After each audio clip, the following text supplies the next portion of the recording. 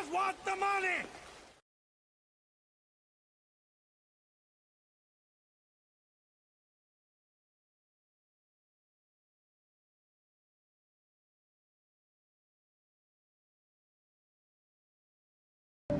How you sleeping at night, son?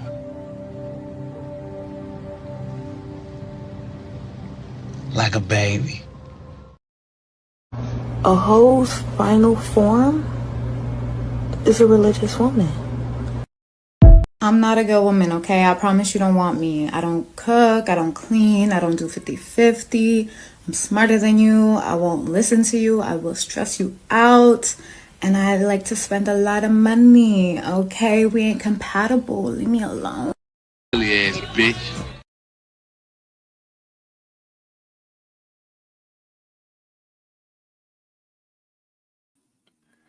Put myself on the stage real quick. What up, y'all? What up?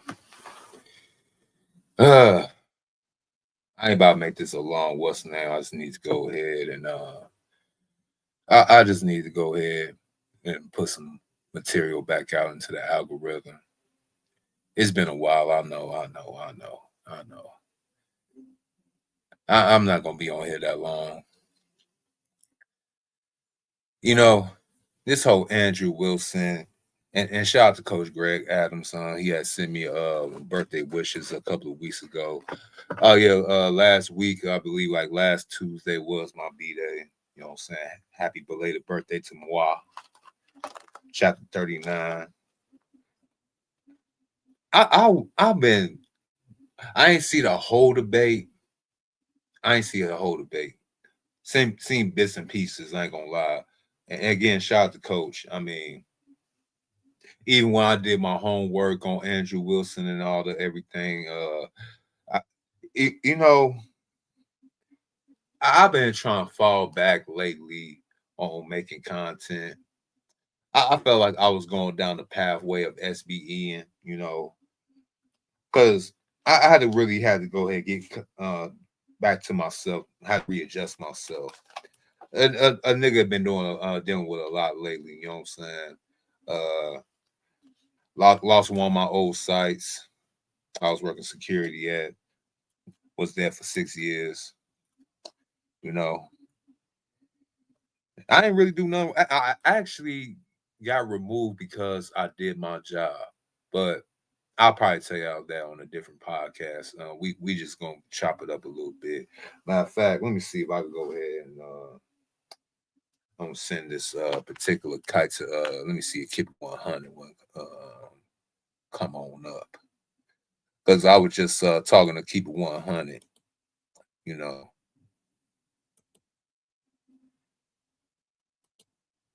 I was just talking to Keep It 100. Shout out to him too, you know.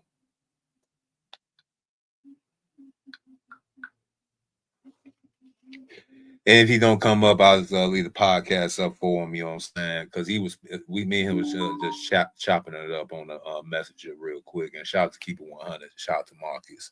You know, we have come into the space with a lot of religious people. I mean, I shout out to the I know the truth. You know what I'm saying? I know I'm a Hebrew Israelite. You know, just like the rest of y'all. We ain't gonna get into that talk tonight like that. But also the religious talk in the male space, especially in the manosphere, the thing is, it's really coming to a bad head. I mean, and shout out to the religious folks. I mean, it is what it is. You know what I'm saying? Keep your good faith and all that good stuff, and hope you're doing good works. Because faith without works is dead. But the thing is, though, a lot of y'all got chill on the so-called religious rhetoric talk. I know y'all want so-called the 1950s. I know I talk about that ad nauseum on my podcasts in the past before. Y'all really want the 1950s guys.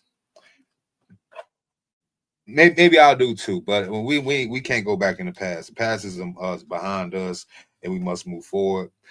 The thing is, though, I know what you guys really want when y'all talking about the so-called 1950s. See, y'all want that so-called good woman, that Stepford wife, you know, the Susie homemaker, everything in between, with the pearly white teeth, the nice hairstyle, pearls around her neck, and all that shebang, shebang. I get it. We get it.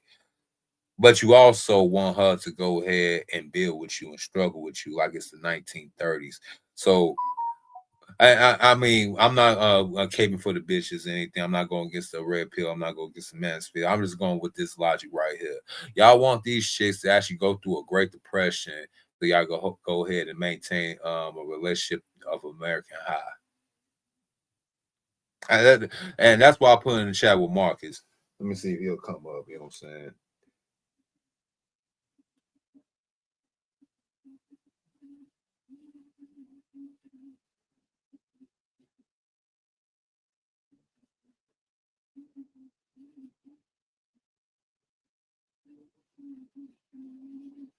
Yeah.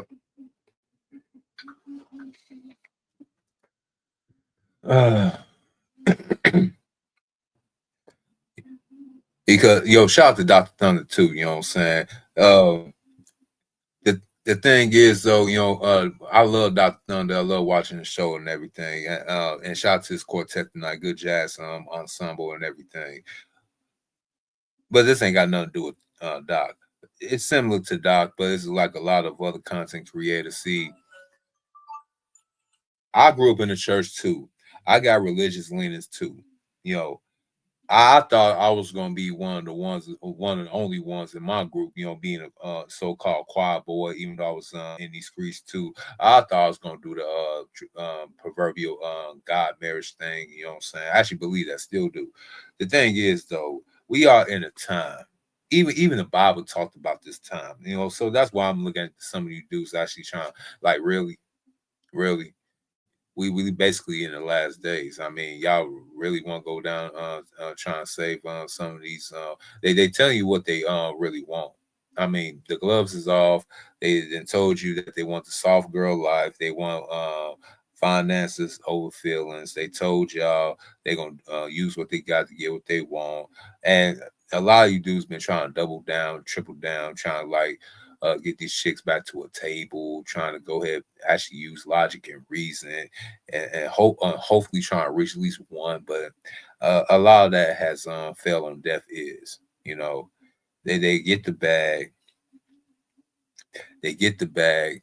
They mess who they want to mess with, especially and shout out to Pookie and Ray Ray, but they get the bag, they mess with the so-called Pookies and Ray Rays, the scammers, Brad and Chad, and even the studs, bro. Even the studs, like Media Takeout. Salute to you, XL Pro. Media Takeout. You know, a lot of these people come about 4 or 5 years too late. You know, they basically try to go ahead and put Dr. Cheyenne Brown on blast. You know, uh even though we already kind of put everybody down that rabbit hole about her having a liquor license. Now they got the receipts. They got a so-called stud dude or stud girl, what you want to call it, but forget that. We talking about that that see, we might talk about that too, you know what I'm saying, depending on how the night go. So Andrew Wilson CGA had a debate a couple of days ago, probably like a week or so ago. That's been going on, blazing the internet, blazing YouTube, even Rumble and stuff like that, TikTok. A lot of individuals that don't rock with CGA or his so-called lifestyle, the free agent lifestyle, they want to go ahead and ride Andrew Wilson's coattails. They want to ride his coattails because, for the simple fact that he's white. You can literally take Andrew Wilson's whole entire relationship or what he broadcasts on these bandwidths and try to pontificate along with his wife about a so-called righteous Orthodox Christian lifestyle. At the same time, though, I mean, we all fall short under the Most High. I get that. The thing is, though, y'all get on these bandwidths, sit down with these OnlyFans these out in the world, worldly chicks,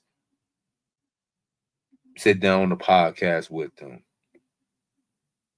downright insult them, ridicule them. But when we look into y'all so-called skeletons, y'all closet, it's the type of shit that make Lifetime want to get in contact with y'all to make that shit into a fucking movie.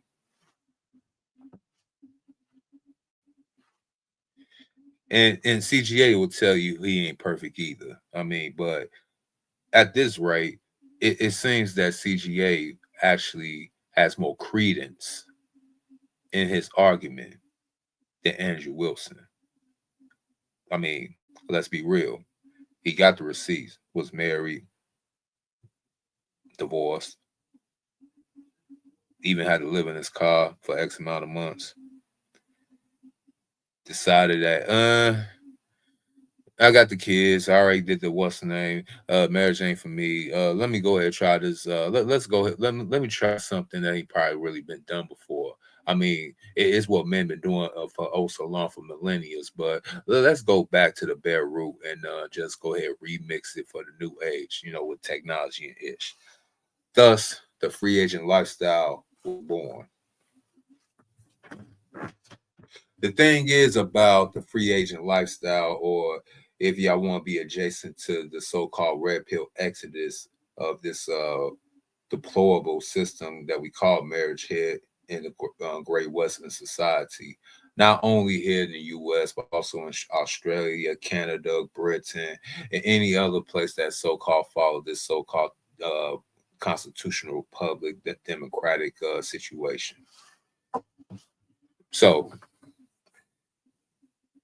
with that in mind, the whole debate and everybody that's trying to run saying that CJ lost it because he basically was trying to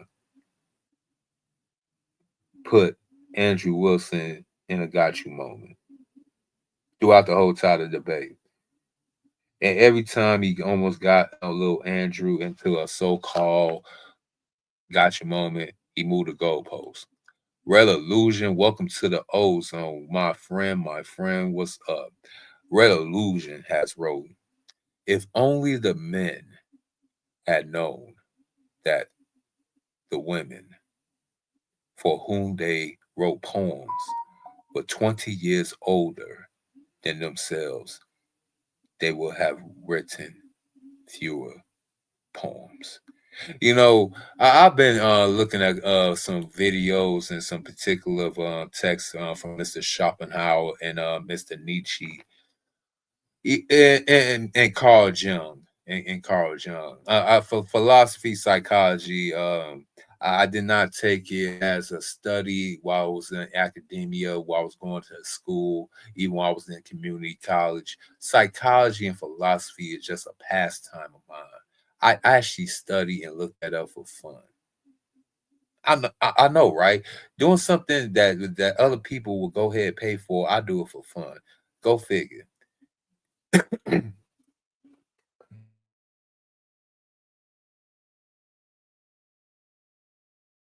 Because the breadcrumbs and the little Easter eggs was always in our faces. You notice, Mr. Red Illusion, throughout my youth. I mean, I don't know how old you are, but through my youth, growing up in the '90s, going into the 2000s as a young man, um, the women folk always told me that women, specifically girls, mature faster than boys, aka women mature faster than men. But they still would tell you they just a girl in the end. How does that gaslight mindfuck actually work? Now you got grown adults supposedly over the age of 18 that votes, drives cars, supposedly be able to hold an occupation. They're gonna tell you that they're not fully grown because their frontal lobe haven't fully developed yet at 25. But in the same breath, they'll tell you that the women folk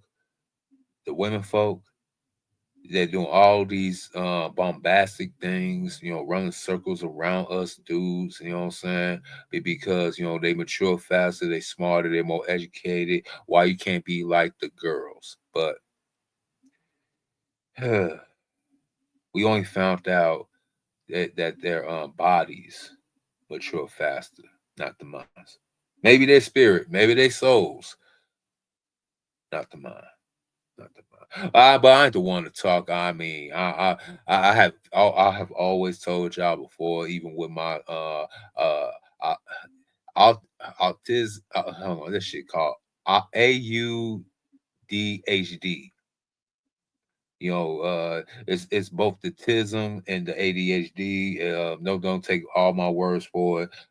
I'm even right now. It's hard for me to even stay focused on this damn particular task. My racing like it's a NASCAR car series right now. But we gonna hold it together. We gonna hold it together. Oh, the CGA Andrew Wilson thing. The thing is about. I want to go highlight this. Like, what y'all really gonna do for these so-called religious and very centered, spiritually centered men going on into the future? You know, Gen Z already shows y'all they ain't really going along with the get along. Lord forbid, Gen Alpha is right behind them, and Gen Alpha with all the technology at their disposal, all the years and years of not only analog but digital videos, documentations. They can literally go and search for in the next 5 years, just like that. Oh, we really done our job because they're gonna be seeing like these men.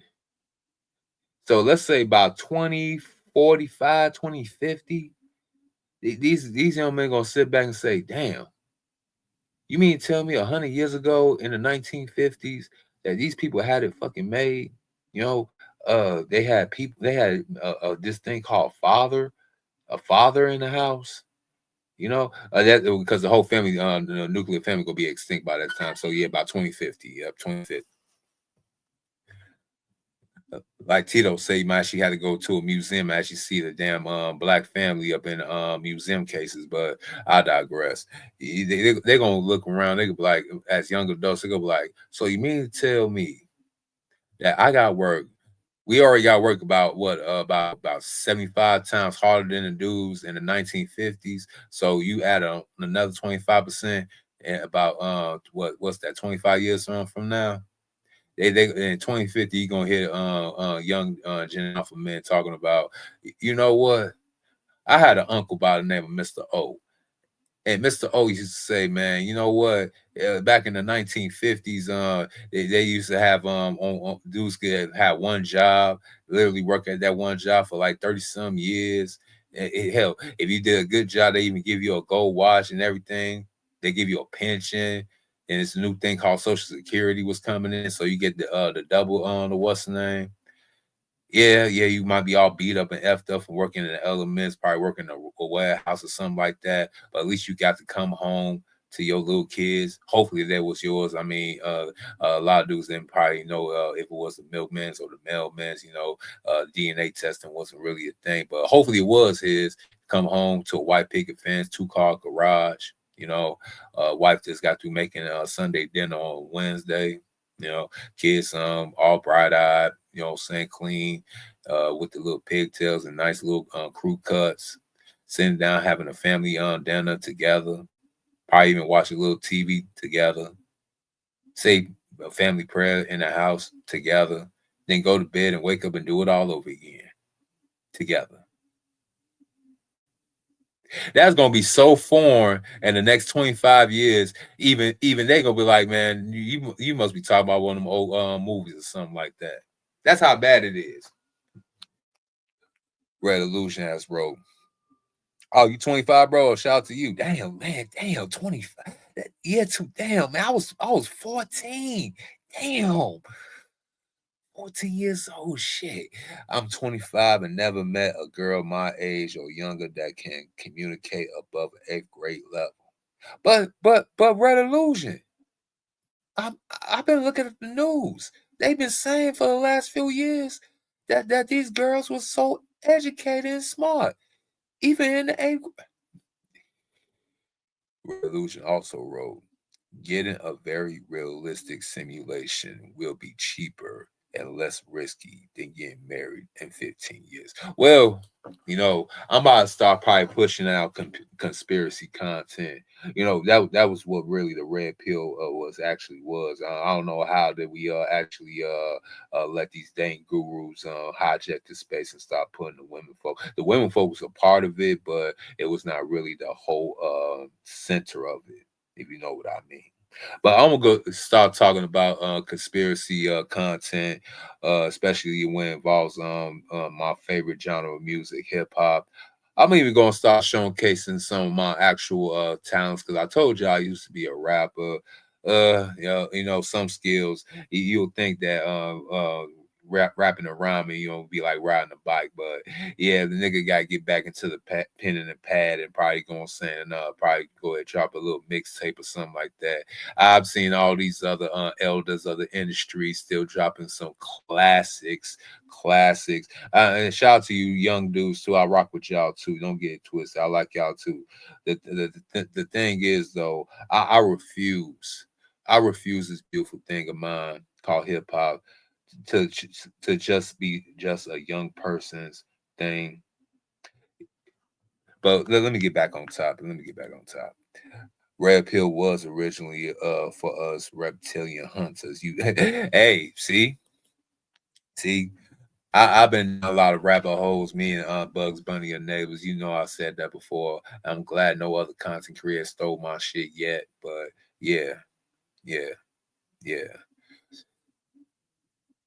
Especially with the on the non I don't want to go ahead and talk about that either. I don't want to talk about that either. We're gonna talk about that in the future. I need a new crowd. I need a new audience because the dude's tired being shadow banned over here trying to talk about 304s all day and all you simp ass game group. It's still gonna be talked about. I'm just gonna minimalize it, for a little bit. I'm still coming after y'all dudes' heads, you simps out there with these broke group therapy session podcasts, like I always talking about. But go back to group therapy session podcasts is like Andrew Wilson and Rachel Wilson. Did y'all even see that particular video by Just Tree 411, basically detailing that whole information? I had a fear when I came on YouTube that I really wanted to be like Kevin. I ain't gonna lie to you. I want to be like Kevin, but I ain't polished like Kevin.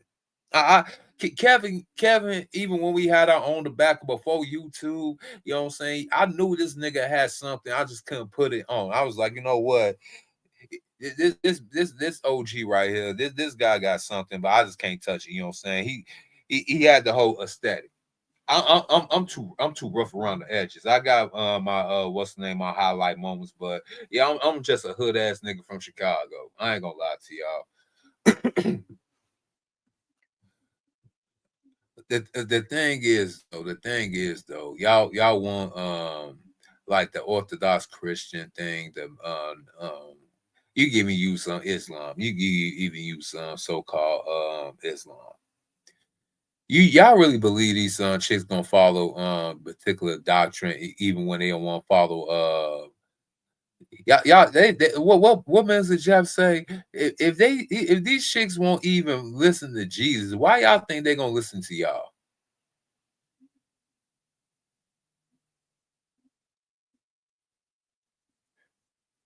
Haven't Gen X men, even some, I'll go ahead and throw some boomers in there. I even go throw some boomers in there. But Gen X men, us millennial men, have we fallen on our swords? Pause. Have we fallen on proverbial swords, trying to do the right thing, only for the so-called women folk of our so-called society? Not only make sure that we did fall on the sword, they actually kicked us while we was on the damn sword to make the bleeding more painful and worse.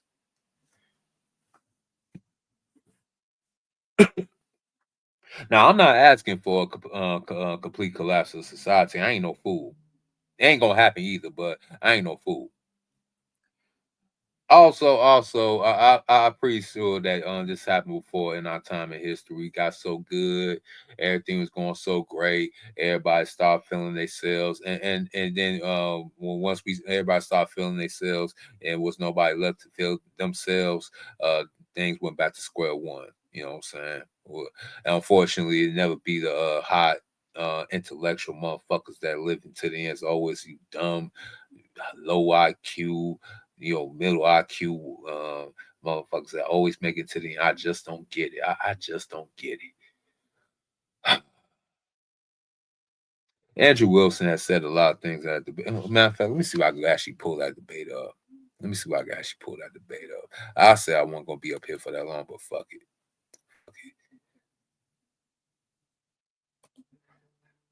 As I'm doing some backstage business, trying to bring y'all what's the name. Let me go take a word from our sponsors real quick.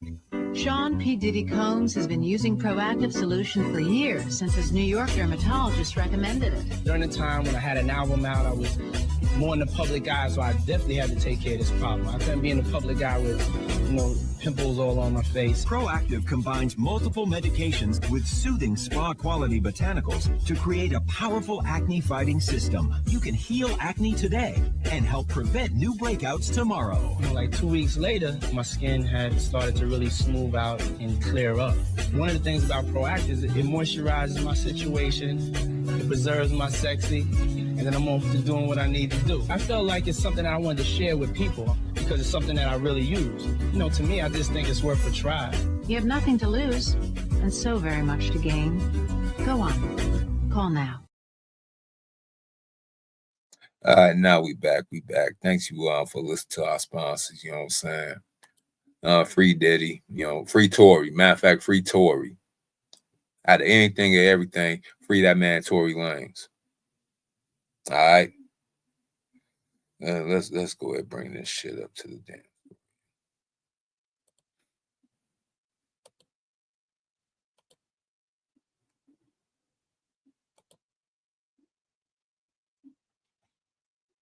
All right, so this CGA and Andrew Wilson. Let's go ahead and take a look. See, schools are typically centered around marriage. However, marriage has not progressed to the point where men could be safe legally, and a lot of men have experienced tremendous damage, collateral damage as a result, and it has led to broken families, a lot of broken hearts, simply because the laws are not positioned to benefit both people in a divorce. Hey. Therefore, yeah, I don't think I did do fair. You coach fuck with me, but yeah, shout out to coach too. He just said a whole entire mouthful right there. Oh, there you go. And there he is. Keep it 100. Welcome to the Ozone Marcus. Yo, you can hear me? Oh yeah, loud and clear. And before I start, you know what I'm saying, I had to go ahead and tell you, this is real quick, people, what this is. This is an American Douchebag Productions.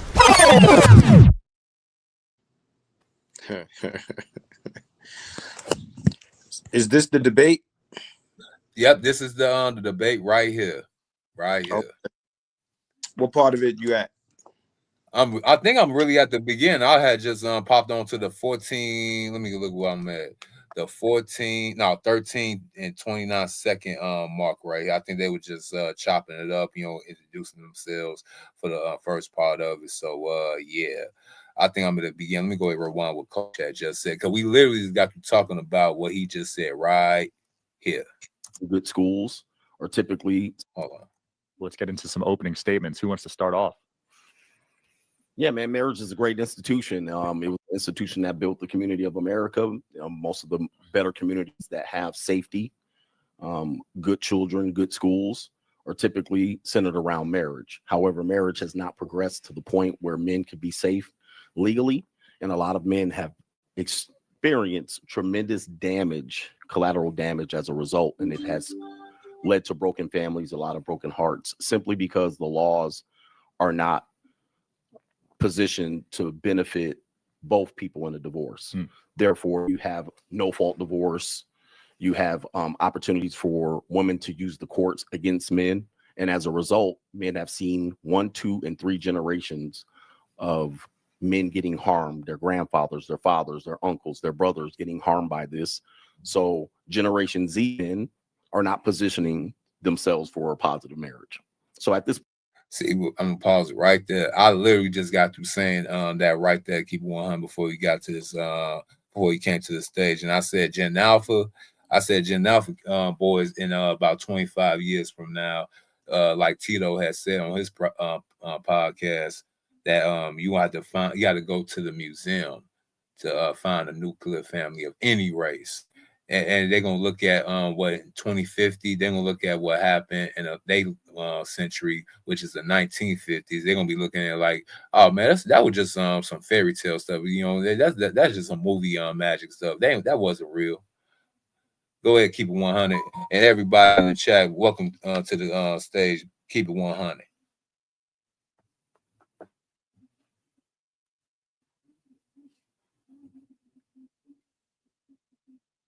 Marcus, you muted. Yeah, my bad. Yeah, so I don't think anybody here is unfamiliar with my positions on marriage in America. And my positions on people in this space promoting marriage as like some sort of strategy for men. I've been speaking about this since I've been around. You know, watching this debate, you know, I hear Andrew, you know, make his points, and Andrew makes the points that, you know, whether it be religious men or men that just, you know, they're trying to keep up the faith, like they want it to be what it was. You can't put the cat back in the bag. You just can't do it. The women that we're dealing with in 2026 are not going to subscribe to anything Andrew is talking about. The women that are doing it, because he's like, you can do this right now. No, they can do it right now. The same way women in other countries and in other cultures grew up learning to be wives. The women in that ecclesiastical circle, right? Right. They grew up to be wives. You're not going to meet no Keisha on the Ave and turn her into an ecclesiastical and then get a Christian Orthodox marriage. It's not happening. So, you know, people talking like this is a strategy because it's working for those people over there. It's like saying become Amish, because I think he even raised the Amish as a talking point. Like you can become Amish tomorrow and have Amish results. Like that's not how shit works, bro. So everybody talking about what these people do, is like saying, like, it's like comparing black people to Jewish people. Yo, if we only did what the Jewish people did, then we'd be like the Jewish people. Or the Asians. Don't forget about the Asians. Or the Asians, you know, group economics. Listen, if it was that simple, we would just do it. We would just do it. Hey, Shorty, I'm feeling you. Let's go on an ecclesiastical date, right? Let's get some ecclesiastical pizza and soda, right? And then keep it moving ecclesiastical. These girls have slut walks, bro. These girls have slut walks. I don't understand why in 2026 dudes, right? We talk about SBE and everybody gets mad. These dudes think they can shame these chicks back into the kitchen, into the you know, the house, and you know, it's not gonna happen. It's not gonna. This is not a strategy. This is you know, reminiscing. This is everything that the coach said it was, right? You know, he's like, you know, this is fairy tales. It's not real. Hey, yo, I'm thinking about coining a term. I think about calling this nostalgia paralysis. Right. Absolutely. Absolutely. This is, I call it mental masturbation, right? That too. Yeah, that too. You know, mental masturbation about this, you know, based in nostalgia paralysis, right? You want to take it back to 1950. It's not going back there. It's like telling, you know, black men they had it better during slavery. you know, you know what I'm saying? Like, these dudes are wild. Like, it's not gonna happen. I keep telling these dudes, it's not gonna happen. It's going backwards for these women. They don't look at the past as positive. They look at it as they were in a place that they had to be. They couldn't escape. You know, we're all Danny Glover. We're all, you know, Albert, Mister. You know what I mean? Hold on, wait. Before you go on, that's the reason why I said that. Why I said in the chat. This is the reason why. Oops, right? She can sing. She got spunk. She can talk to anybody. She can stand up and be noticed. But what you got? You're ugly. You're skinny. You're shaped funny, and you're too scared to open your mouth. That part. But you did a face swap. That's you. Yeah. I told you I go by Mister because of that, bro. Right, maybe you could sweep out the caboose. Any more letters come? Yo, that's the part we always be joking about. Any more letters come? Could be not. Who's to say? That shit be having us rolling. Yo, listen, man. You know, listen, for all the guys in the space, you know, that think that you know, you could follow this white guy to ecclesiastical paradise, it's not going to happen. It's not going to happen. Your women will never do it. Period. It's not going to happen. So they'll follow Andrew Wilson with his Orthodox Christianity and all that stuff, but they won't follow all these other black YouTube dudes that have been talking the same jazz for all these years, like Ringo TV Raw. But I'll go ahead. I'll go ahead and move right there. Let's go ahead and drop it right now, I got you. I mean, look, we done gave niggas solutions for a good amount of years now. They don't want them solutions. You know, I get us to be a good portion of these niggas. You know, they trying to get the bitches right. A good portion of them don't. They talk a good talk in the comments and shit like that. But you know, they kind of want to go backwards. And the thing is, like I said before, man, I'm not into running experiments. I'm not into doing none of that shit. I'm willing to let these niggas bump their head, get burnt, whatever the fuck got to happen to them. And if they never learn, I don't care. I'm not here to save niggas who don't want to be saved. That's why I say save yourself. I'm not here to save niggas. That's right. I tell niggas save themselves, bro. You can only save yourself. I can't save you, man. You know what I'm saying? Shit crazy. Good. I'm listening. Yo, the crazy thing is, see, I could get what these guys really want, but to understand this, what's the name? See, a lot of these dudes, they are like the guy, the prophet Hosea. Hosea had to go ahead and wife up and be with a 304. The thing and the reason why is because God was trying to humble the nation of Israel at that time, because he said, and I quote, since y'all treat me like a 304, and your whole nation of women 304s, you go ahead and deal with them in the same manner that you dealt with me. And also he said in the same Bible, he said it's not good to let your daughters become harlots and whores unless the nation is already filled with them, and you must go ahead and do as such. So I don't understand why dudes we want to go ahead and talk all that Bible talk when the Bible literally told you in two specific words and phrases that you gotta let the hoes be hoes. Right. You know, either he gonna be Hosea and deal with the broad scandalous hoish ways, or you can just go ahead and just take it for what it is. But like, yeah, you know what? This crypto is really busting. Maybe I should go ahead and check this out with my passport and get this step. Right. Hey, listen, when you get dudes talking language like they waiting for the whole country to crumble, the country they live in, the country they earn a living in, the country they eat in, the country they might own property in, they want that to fall apart so that the hoes will come back. When you hear stuff, and this is why, you know, I ask people, I say, yo, do you think that there is an incel message here? And everybody says, nope. I'm not saying that the space or the black manosphere centers its message around incels. I'm saying that certain guys do. There's a difference. You understand what I'm saying? I'm not saying that the purpose of the space. I've been saying this, and dudes seem to not understand English. I've been saying that this space was not designed for the incel shit. That's what I've been saying, and dudes are taking it like I'm saying, yo, the manosphere is incels. No, that's what people outside of the space say. But the reason why they say that is because they see prominent figures in the space preaching this type of stuff. How you gonna preach to men?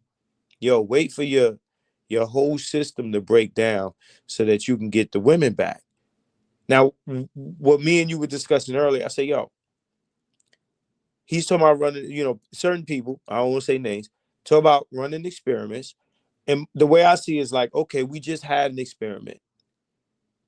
They denied these women benefits for what today is. Today is the 13th. You might as well say 2 weeks. 2 weeks. Now you got a couple women like some shit you sent me say, you know what? Maybe we need to get our act together. We need these niggas, whatever. But I'm gonna tell you, the overwhelming majority of women, they went on a Hunger Games mission. Damn, you said Hunger Right? Games. Right, absolutely. They went on a Hunger Games mission to not fuck with niggas. They said, nah, we ain't doing that. Yo, like, whatever we need to do, we gonna do that as opposed to submit. Because submission means you lost. It means we were right. The last thing a chick want to do is tell us, yo, y'all was right. Yo, even the chick that, you sent me, like, you can see it in her face. And that's what I'm saying. Like, by the time you get these chicks that don't want to be with you unless they in dire straits, by the time you get them to submit, bro, begrudgingly, these are the chicks that's going to be putting like small amounts of bleach in your shit for you to drink, small amounts of arsenic in your food for you to eat. They're going to be killing you slowly. These are the types of chicks these dudes want to sleep next to. You know what I mean? Like, I can't do it. A lot of these dudes want that Isaiah 4:1 to come to fruition. I knew what Tito, when he said that, he's like, y'all really don't want that to really happen. And I really had to think about it. I say, you know what? You're right. Think about it. Only the niggas only think about the so-called baddies, the ones who thick as hell, fine as hell. They think they're gonna get a gang of them coming to the front door. Nah. Some years back, remember I posted this short. You seen it? It said, yo, this chick will not be at the table. And I had the bad chick, the model chick with the music playing. That's still up. I said, yo, this will not be what the table looks like. This chick will not be at the table. That's what they imagine. They imagine when all things break down that these are the chicks that's going to be on their knuckles. Nah, them are the chicks that do good when things are good, and they do good when things are bad. Listen, there is a, how can I say, there is a safety net of simp niggas that will catch bitches if they fall. And the badder the chick, the bigger the safety net. Right? Yep. So it's gonna be them chicks that had to go out and get a degree, had to go buy a house, had to do this or that to have their own shit because it wasn't no man coming to their rescue. Those are the chicks that's gonna be like, help me. And that's not the chicks that these niggas want. They want the baddie. The baddie is gonna be straight, no matter what. It's winner's not coming for them top 20% of chicks. It's not coming for them. You know what I'm saying? So I mean, dudes can fantasize all they want. You know what I mean? But the baddies are not calling Kevin Samuels talking about, I need a high value man, Kev. And if she's still bad, that means she's still bad for her age because that's the only ones that actually call him. So, yeah. Right. Right. So, yeah, man. It ain't happening. It's not happening, bro. Hell, even these dudes was thinking, even when it come from the chick, when it was coming out of Dr. Cheyenne Bryans, like shout out to you, Marcus, and shout out to Tito, shout out to all the rest of y'all for putting this chick on blast. But media takeout, it ain't official to media takeout make it official. They found her stud girlfriend. They found her. Oh, okay. What the stud say? This man, the stud, it looked like a tip. All right, so at least this one looks like an upstanding young man, a young gentleman. At least they had like a suit on, trying to carry himself like a model citizen. Right. See, we all put her on blast. Corey Holcomb put her on blast. A lot of it's not the Corey too.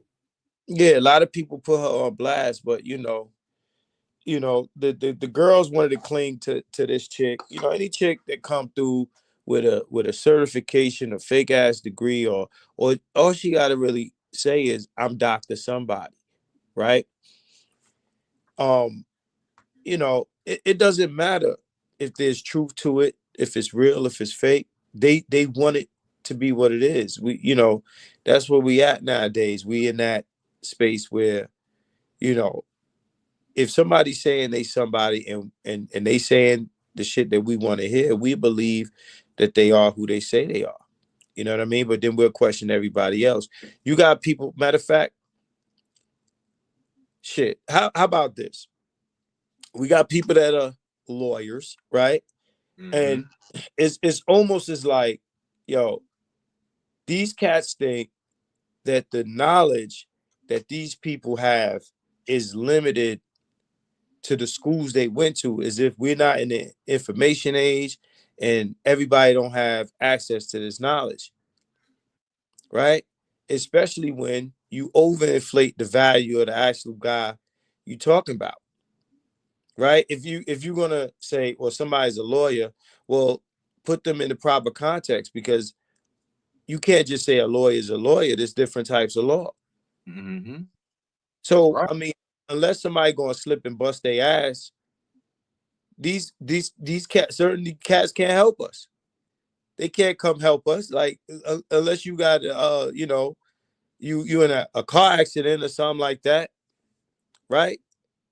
They're not about to get laws passed, get this or that, bro. They ain't doing none of that. Again, like you said in the chat, the chicks got the most voting right before anything. Like I told you before, they'll probably vote in that bachelor tax before anything else, before they try to get the so-called nation back on right. You're right. Listen, you got hoes suing niggas for wasting their time.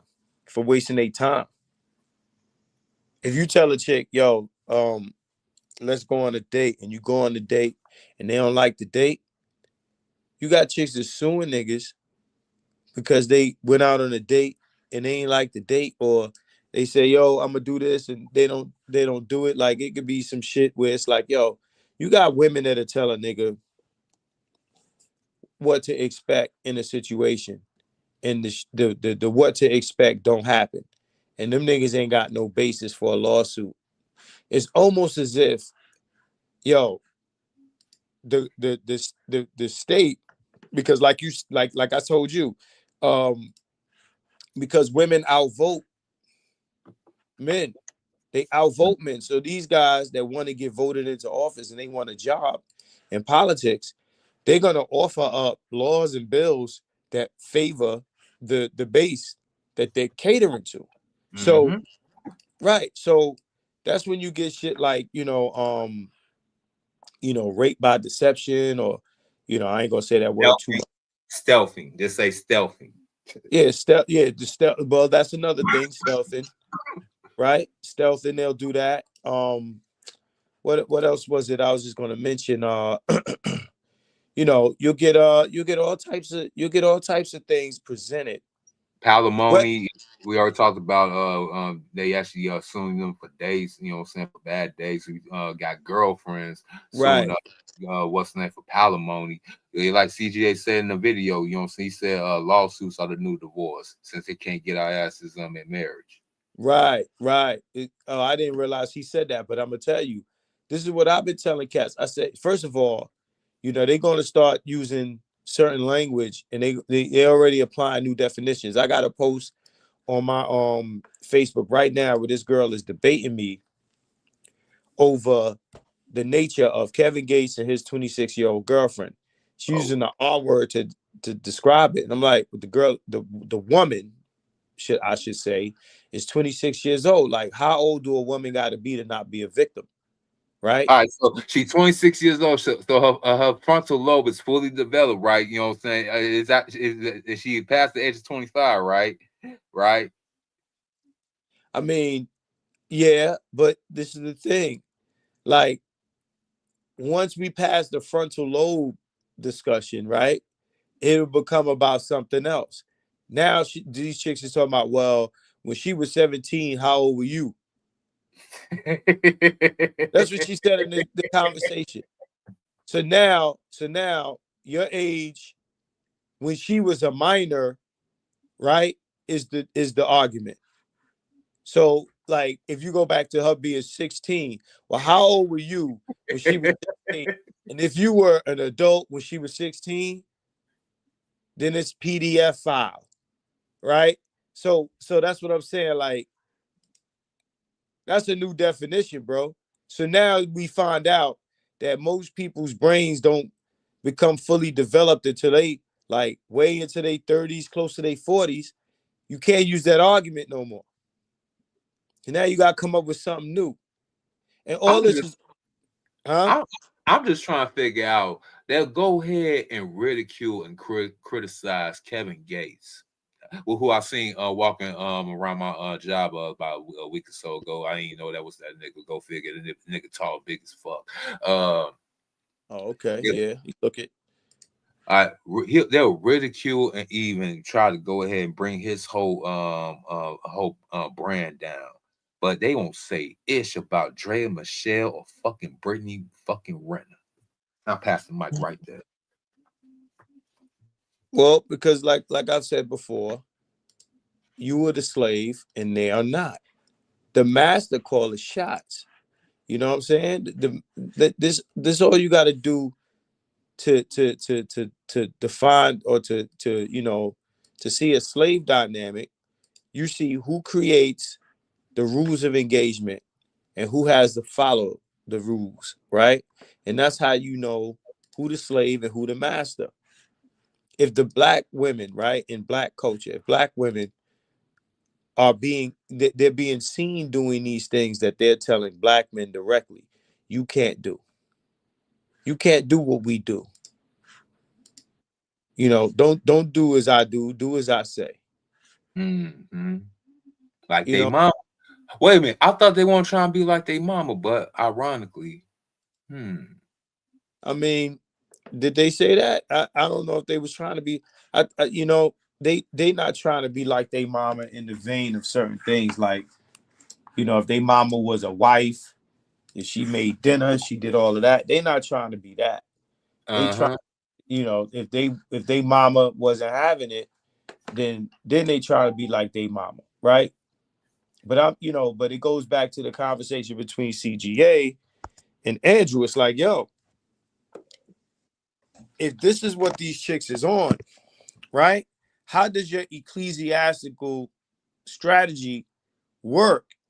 We can't get them to submit to nothing else. We gonna get them to submit to religion. You gonna tell these girls like, yo, God gonna get you?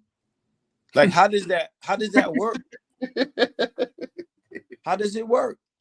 How do you get them to submit to that?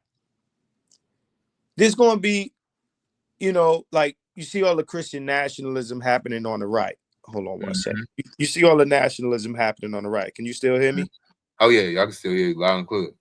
Yeah, so you see all of that happening on the right. And I think that black dudes are trying to latch on to that situation because they think that it's going to benefit them. They think that that's going to be the new strategy. This is like a morality war. It's another form of shaming. We're going to use religion to shame you back into submission. None of this stuff is going to work. It hasn't worked. They've been doing this stuff. This is not new.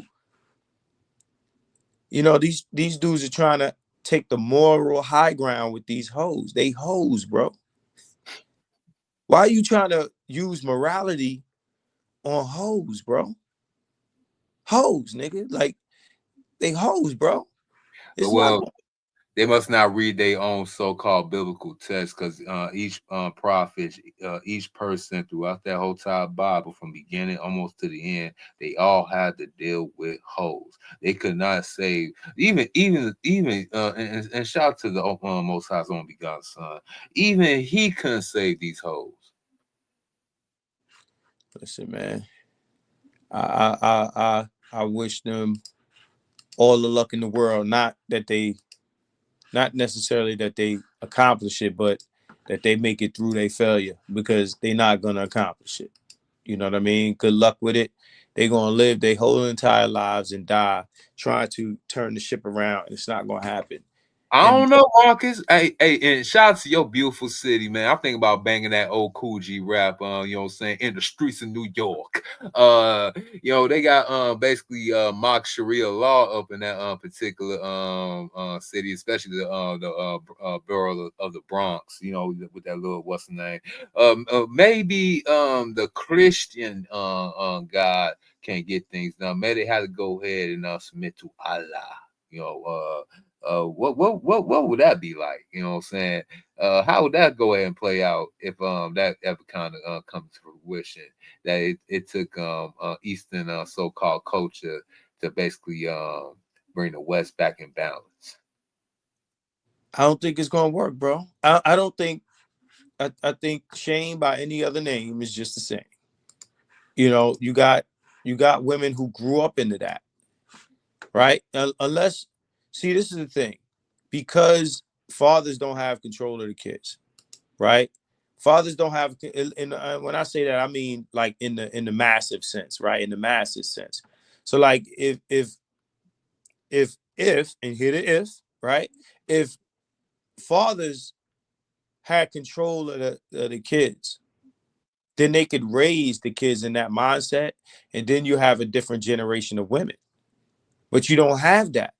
Once you remove the male figures from the house, now you got the female figures raising the kids to think the way we see people thinking, right? So you can't just convert these female raised sons and daughters to this ideology, because you got not just the chicks that ain't with it, but you got the simp dudes too. Mm-hmm. You're gonna have to put male figures back in these households, and I ain't talking about no weak male figures neither. They have to be male figures that see what's happening and deciding to say, you know what, we're gonna break this down. That's why you got a lot of dudes who are now against the whole single mother idea, the single mother strategy, is because they see what is done, right? You don't even want to be a stepfather, because even in the stepdad context, you don't really have that much authority over the minds of the kids and how to raise them into thinking and be the future adults of the society.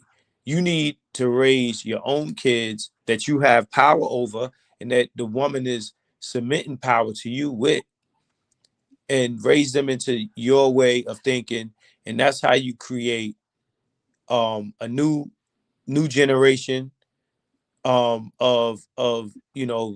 cultured people who are cultured to do these things and think the way that we're talking about. You can't convert these old dogs to do new tricks. It's not going to work. It doesn't matter what religion or nothing. The only way you're going to convert a person's behavior that's been trained to do a certain thing is the law, because they don't want punishment. They don't want punitive action, right? That's the only way to get results from the current culture of the current generation, is to introduce laws, and we don't have the advantage when it comes to that. We don't have it, right? So again, what men are going to have to do is, they're going to have to procreate with women who will allow their presence to steer the next generation in the other direction.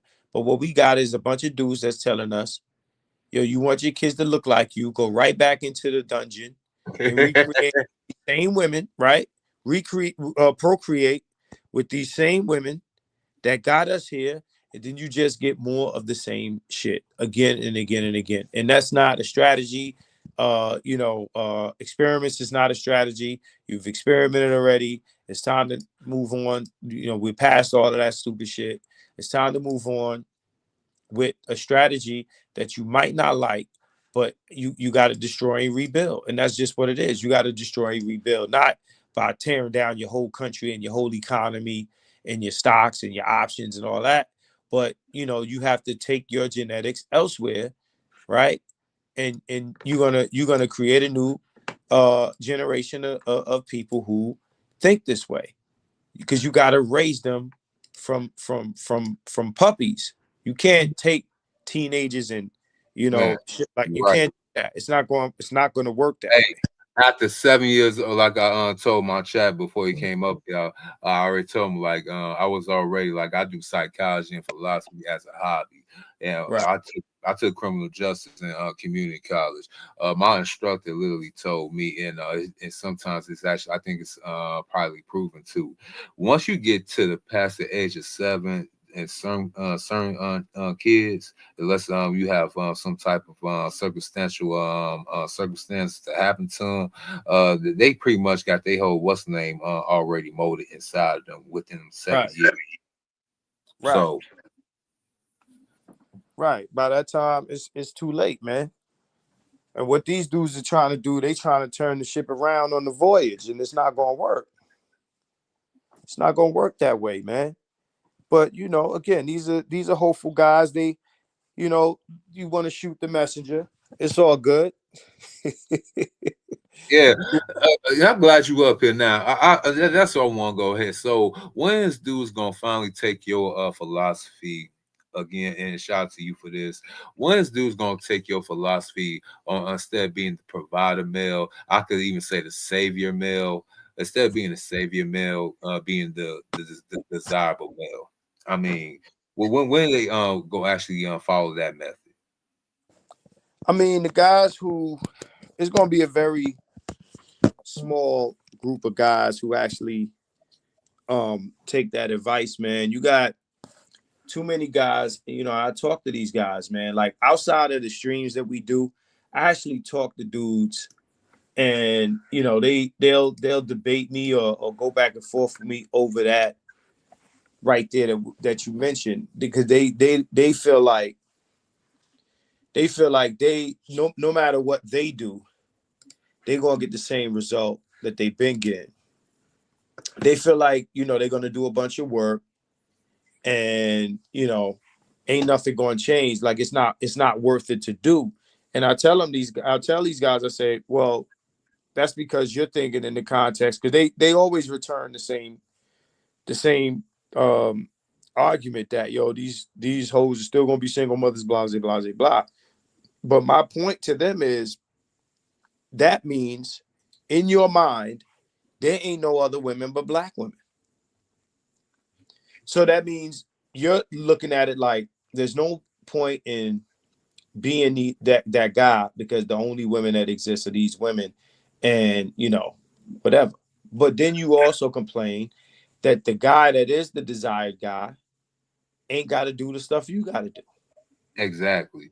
You know what? I already told myself, you know what? I'll do the so-called community, the pro-black and these blacks a favor and still pursue my own endeavors. I already told myself, you know what, black man, why don't y'all go ahead and instead of trying to take cues and everything from all the other races of dudes, how about you just go for the gusto? Become like the United fucking Nations. How about you get a chick pregnant from each race, including the black one, since y'all want to go ahead and do the thing so much, and that way, not only you gonna have supplemental for the so-called community, you're gonna have one for the white ones, for the Latino ones, the Asian one. It's gonna be, you know what? If every dude actually took that philosophy and said, you know what, why have one? Why can have all 5 of them? Right. My thing is, look, why not take advice from the guy who looks like he's had success in the thing he's giving you advice on? Instead of taking advice with the guy that's struggling next to you. You know what I mean? Like, Marcus, Bisbee loves company. I mean, misery loves company, and that implies that, yo, if I'm doing bad, I want the next nigga to do bad. But if you the guy that's trying to stop doing bad, why you gonna take advice from the other guy doing bad? Especially if what you said is true. If you taking advice from the other guy that's doing bad, why would he give you advice to not do bad while he's doing bad? If misery loves company, you don't take advice from the miserable, right? If you trying to escape misery, if you yourself are trying to escape misery, you don't listen to the miserable. They gonna give you instructions to fail because they don't want you to succeed. They're gonna hate you if you win, so they're gonna tell you how to lose. Oh no, they're gonna hate you more, Marcus, if you help them. If you help the so-called downtrodden individual actually succeed, he'll probably hate you more for even helping him and acknowledging his own fucking failure. Listen, man, it's the same reason why I get so much hate in the space. I'm not on these streams dissing niggas, saying niggas ain't shit. Y'all niggas need to man up. This, that, and the third, right? I'm on here. I'm telling the dudes what they might need to do to get through a situation with these chicks that they want. I mean, outside of that discussion, I just tell them, look, fuck these hoes, go somewhere else. Go where you want it. If black women like you, fuck with black women. If a black woman want to give you the box, take the box. But if you're on here complaining, not only will these chicks not fuck with you, right? They won't date you. They won't deal with you in any manner. We y'all niggas gonna stand outside of with picket signs, so to speak, right? On some y'all niggas gonna y'all bitches gonna give us service. And what I'm saying to these niggas is like, okay, if you're not the nigga that she gives all this, love to, space to, make excuses for, then what you can try to do as a strategy is make yourself is close, try to be the closest thing to that thing as possible. It doesn't mean you got to go rob the liquor store or sell drugs and none of that stupid shit.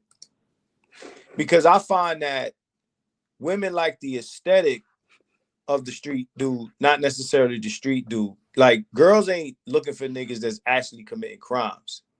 They looking for the dudes that have the aesthetic, right?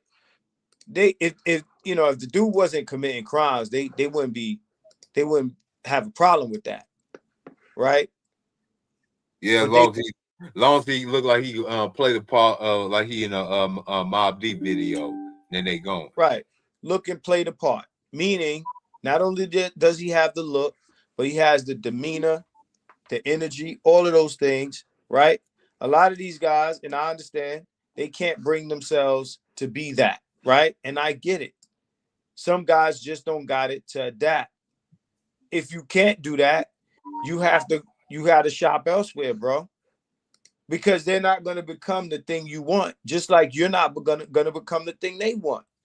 And that's just how that works. So you got to shop elsewhere. But as I understand, when you grow up around black women, that's the first woman you're attracted to. That's how you coach it.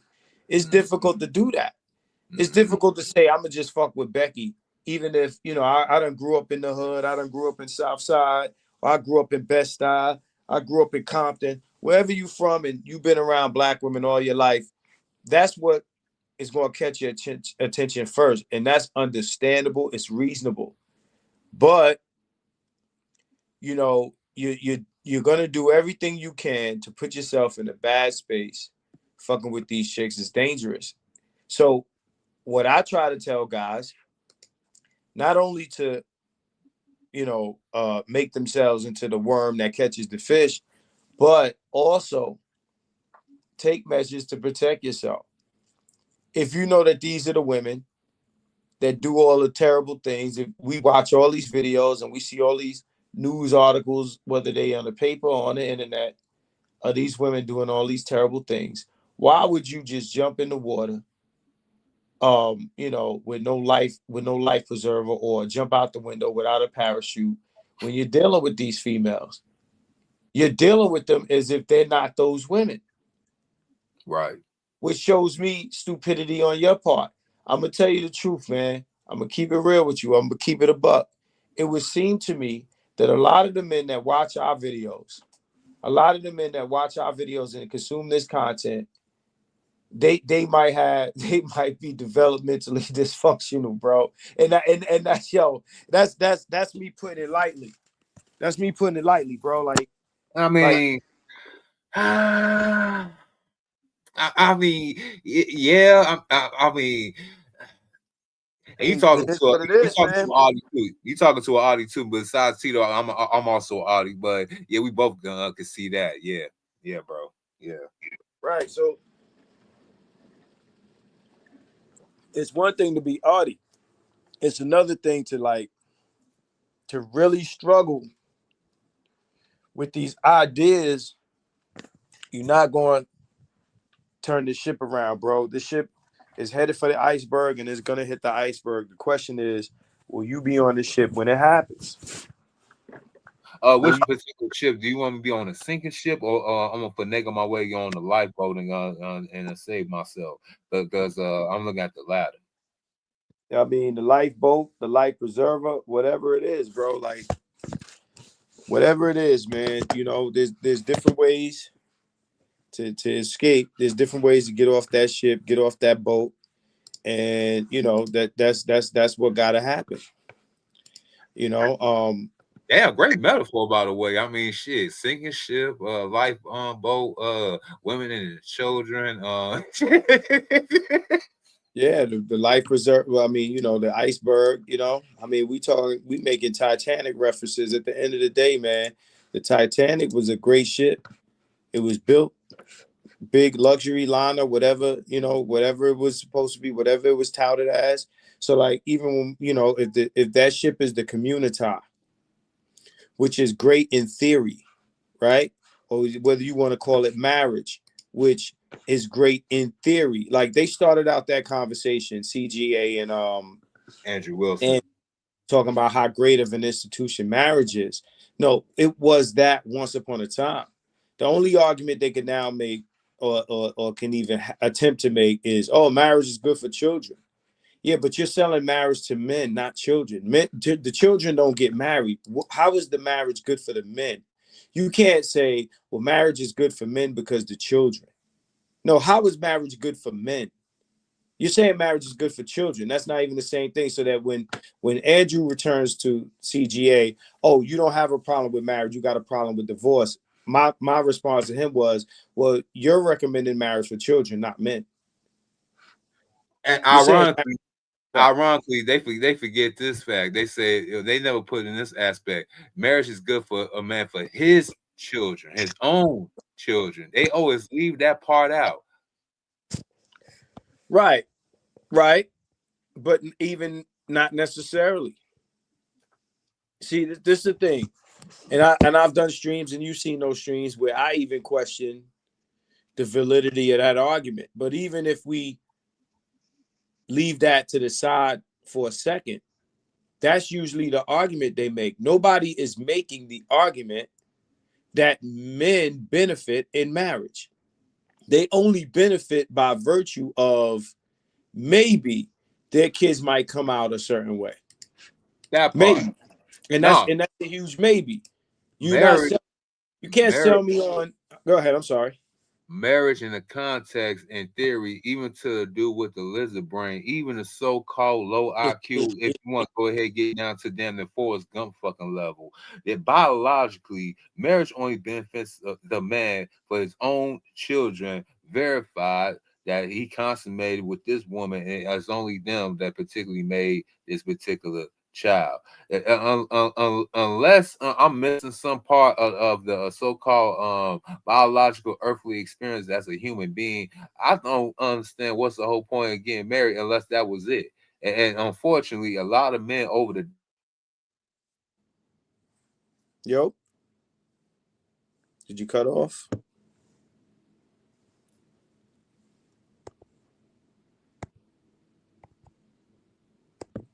child. Like I said, they say marriage is for the children, but is marriage really for his children?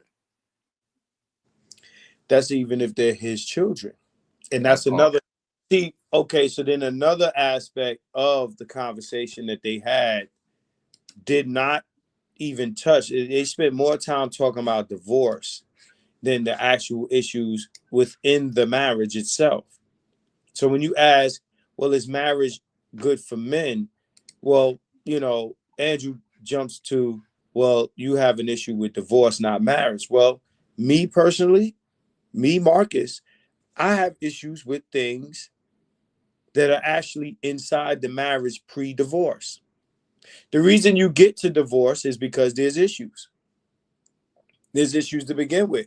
And the way you avoid a divorce is by men doing a whole bunch of leaps and bounds and jumping through flaming hoops and things like that to maintain it. That's a problem within marriage. Yeah. Endless shit testing with a whole bunch of humiliation rituals, depending on how long you want to stay. Whether it be 5 years, 7 years, 10 years. We have barely seen anybody in the last 20-some years actually have a 20+ year marriage. Let's be real. Right. So, again, I asked the question the last time I spoke on this on my channel: what do men get in a marriage that they don't get outside? Right? That's worth the risk. Because when you're a guy, you're married. The whole marriage thing is risk versus reward. Right? That's the whole thing. Right? Mm-hmm. So, what is the reward for your risk that you have to risk to get? There's really nothing that these guys can say. Oh, well, you can't get this outside of a marriage, so that you got to get into the marriage to get this thing, and it's worth the risk that you're taking on by going into the marriage in the first place, right? If I can get something, if I can get something, they say, well, if you jump off this mountain without a parachute, we'll give you $1 million. But if you don't, we'll give you $1 million. What we gonna do? We not gonna jump, and we gonna take the money. You damn right. Right. So what's the point unless you're just a thrill seeker? What do you take on the risk for if the reward is the same, right? What is the reward in marriage that's not available outside of it? And for a lot of these guys that are defending marriage, the answer is steady pussy, and that's even a risk. That's even a risk. What they're risking for their marriage is constant pussy, because as single men, they don't have a source of regular sex, and that's what this is really about. They won't say it for their pride, but what they're basically saying is, we don't fuck regularly. If we had a wife, we'd fuck regularly. And the amount of sexless marriages disproves that. So when you throw all of these things at them, they'll ignore all of it, and then they'll bring up children, right? Because bro, they got to give you a reason that they think that you can't deny or debate. Like, but it's for the kids, man. So you telling me you not getting married for you? Nothing here in this marriage is for you. It's all sacrificial because you're just this great guy. You're this good guy. You're morally godly. Morally superior. Right, morally. I wanted to go past morally superior. You're the god of morality. You're so great. You don't care what happens to you in the marriage, as long as the kids come out great, right? Come on, man. Listen, if I want kids, I'll go to the poorest fucking country with the poorest Latino bitch or some shit like that, or the poorest black chick. Have a kid with her. They will live there, right? Mm-hmm. And one day maybe I'll bring my kid to the States. That bitch will stay where the fuck she's at. That's right. But she will behave, and she will benefit from the involvement, right? She'll benefit from the involvement, but she ain't gonna be put in position to fuck me over. And the thing is, these guys, a lot of them are too soft. They too soft in their approach to think about themselves in that manner, that to put themselves in a position not to get played, because they are so fucking sacrificial. They think that's manhood. They think manhood is putting themselves up on the chopping block, sacrificing their own self-interest for everyone else's benefit. And they think that is what makes them a real man, because that's what they grew up being taught. Mm-hmm. And they think anybody that's talking like me is an asshole. We're evil. We're morally, bankrupt, and all of these degenerates. Right. They're the wells and all that, everything in between. Like literally before you came up here, I literally said this, and I quote: "Look, men want to go ahead and fall on the proverbial sword, and not knowing that when they fall on it, they very same women is gonna step on them to make them fall deeper on the sword and step on their head as they walk by." Right, but they're cool with it. A lot of these, they feel like, yo, Lord, my kid, in their mind, as long as the kids come out okay, I'll let her do all of this. And then your kids come out fucked up anyway. They hate you. They get told by their mother you ain't shit. And it's all for nothing. So you did all of that. You destroyed yourself. You allowed yourself to be destroyed. And the outcome that you were trying to avoid still takes place. We've seen this for generations. And everybody getting rich off of that same scenario. The judge, the lawyers, the whole entire system, child support, everybody getting rich off of this. You know what I'm saying? And they keeping tabs on you because don't you fall in arrears, boy. Don't you fall in arrears. You just you end up just being another fool for that system. So for any man that refuses to do that, man, if you're intelligent, and this is why, a lot of times I'm like, these guys that, these supposed to be intelligent. Some of these guys are educated guys. And I'm like, for all your education, for all your intelligence, you still, it's like what one girl said. She's like, women are smart on paper, but you see their life decisions and shit contradict their intelligence on paper. I know women are educated on paper, and then education is not intelligence. You know what I mean? So your capacity to be educated can demonstrate intelligence, but education itself is not intelligence, right? But Yep. mind you, I'm the guy they call a Pookie because I wear a Yankee cap. You feel me? A Yankee cap to the back, sir. Yeah, Yankee cap to the back. The funny thing is, when I came to this space, I ain't wear no ball cap. I wore a British flag cap. The newsy cap. That's why you from the Shire, man. You from where the Italians is at, man. You've seen this. You know what I'm saying? So like, that's how I used to rock. And then one day I throw on a Yankee cap, and now you want to throw my argument away because I got a Yankee cap on. That also demonstrates how black men see themselves. It's like, okay, you go from smart to unintelligent and hood because of what you put on your head, and you're kind of adopting the same white supremacist view of black men that other people have, right? So it's like, okay, if it's that easy to do that, you can't then get mad when the shit affects you, right? So at the end of the day, what I'm saying is this, bro.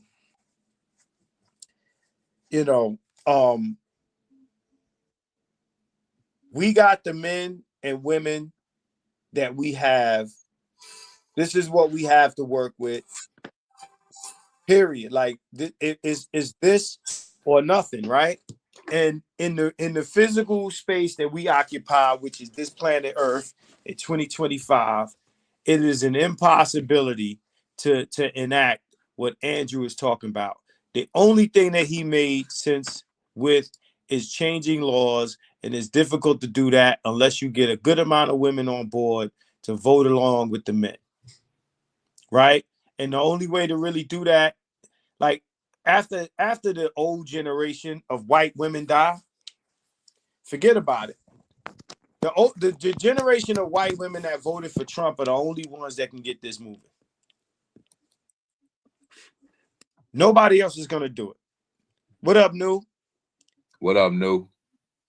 Yeah, the older generation of white women that vote Trump in every time he runs, those are the women that's gonna get your laws in play. And mind you, they voted for Trump. He's a president.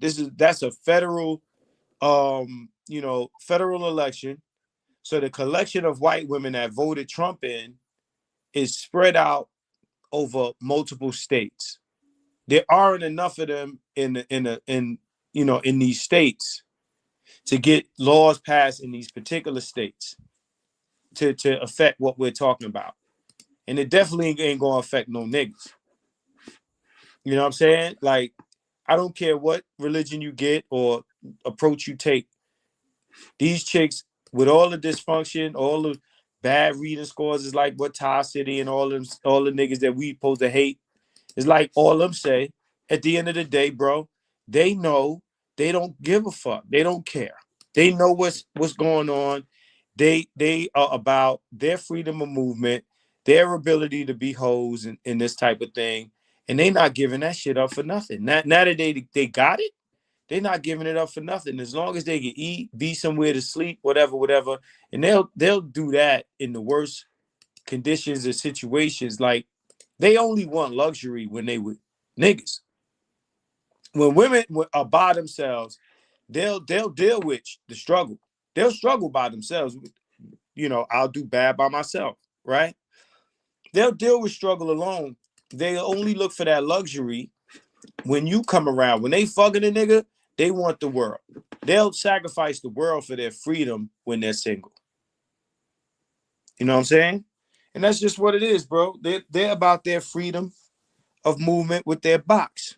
We see this dude showing up. You see they showing up? What's good, people? What's good, niggas? See Chaos Reign is in the building. Chaos, what up? What's good, bro? What's good? Make sure y'all subscribe to Chaos Reign. You know what I'm saying? He's in the chat. And make sure y'all subscribe to Shaka as well. You know what I'm saying? I'm seeing him going live too. But let me go ahead and highlight what Shaka said. Shaka said, I think most are missing the changing laws part. It sounds good for men, not females.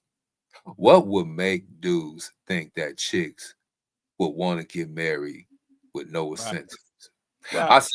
I said, and then I tell you this in the chat earlier. I said, these dudes, they want 1950s outcomes, but they also want these shits to go through the Great Depression with them like it's the 1930s for us to just to make sure that she really likes him for him.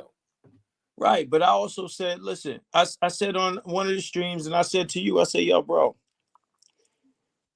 the whole purpose of these chicks getting married is for them to have guarantees. That's the reason they get married in the first place, because they want guarantees. They're not getting married just to be a wife and serve some nigga.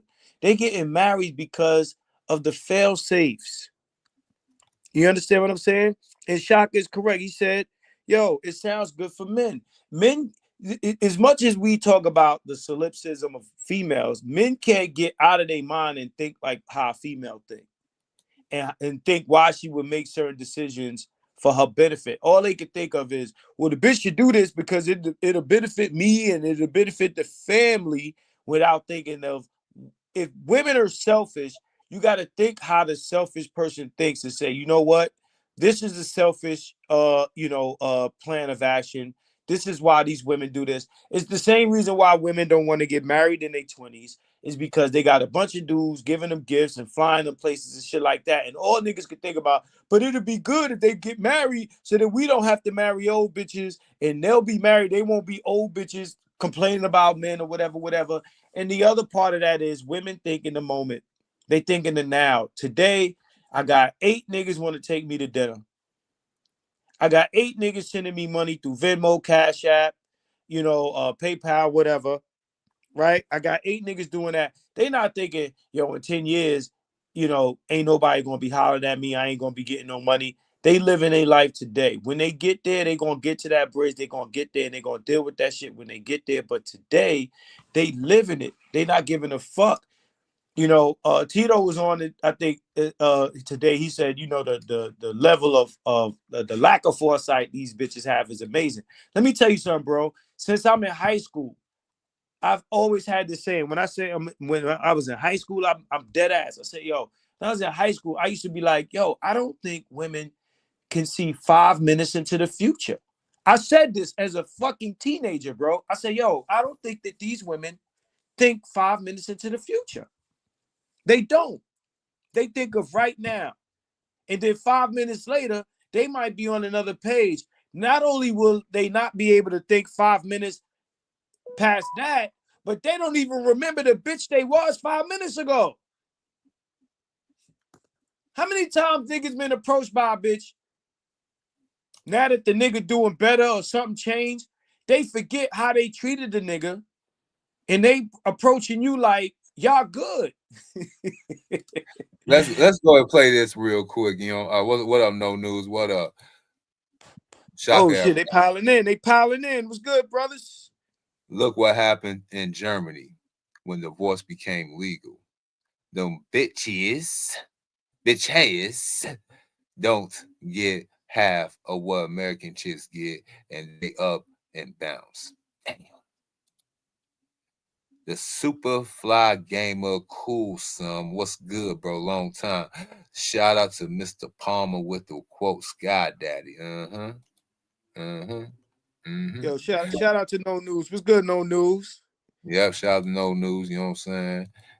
Always coming up with them posting and everything. Like this chick had to find out in the chat real quick. I'm still gonna do a pre-recorded video to this part of the mom will chop this up. But yeah, listen to this chick. They when they get to this point, this is the only time they ask for so-called marriage, help, and everything. Let's go ahead and take a listen real quick, y'all. Kevin Samuels was right. I hate to admit that so much. But got to give credit where credit is due. Kevin Samuels was right. Ladies, winter is coming. And last night proved to me that I need a man. For real. Because I almost died in my room. It was 30 degrees in Houston last night. My toes almost froze off. Unfortunately, we got to stop with this strong, independent bullshit, because when it gets cold outside, we cannot cuddle up with our independence. Okay? Yes, I have an amazing blanket and central heat and all that stuff. I didn't turn the central heat on last night because I didn't know it was going to be so cold, but that's neither here nor there. The point of the matter is, I should have been cuddling up with my man. Okay? I should have been increasing my body heat when it was cold. But you know what I was doing? Laying my strong, independent, stupid ass in the bed by myself. Now, let me tell you something. I'm done being single. I've been saying this for months, and I'm so serious. I am done being single. I want to love and cater on somebody with warm flesh. Okay? I want to honor and respect somebody who can keep me warm. I'm sorry. Y'all got this single shit by yourself. I am done with it. I am done with it. It is so bad right now that I might go ahead and go to the gas station and scoop up that homeless man that proposes to me every time I fill my tank up. I mean, I could tell if I clean him up a little bit, give him a little haircut, he might be kind of fine. Okay? That's how cold I was last night. Kevin Samuel. All right. Now since we got it and this tidy, I got more, but go ahead with your commentary though. Can you hear me? Yeah, I can hear you. I can hear you. Hold on. Can you hear me? I don't know if you can hear me. I can hear you. I can hear you. I can't hear you. Oh shit. You can't hear me now? You still can't hear me? Hey, chat, can you hear me? Oh, you're gonna come right back up. You're gonna come right back up. Yeah, I got some more. You know what I'm saying? We come back up, but let's go ahead and take some more of a listen of this Andrew. Oh, there you go. Damn. Yeah, I couldn't hear you for a second. Yeah. But what you think about that situation? Everybody in the chat, what y'all think about that situation right there? It sound good. Sound good. I don't. This is the thing, man.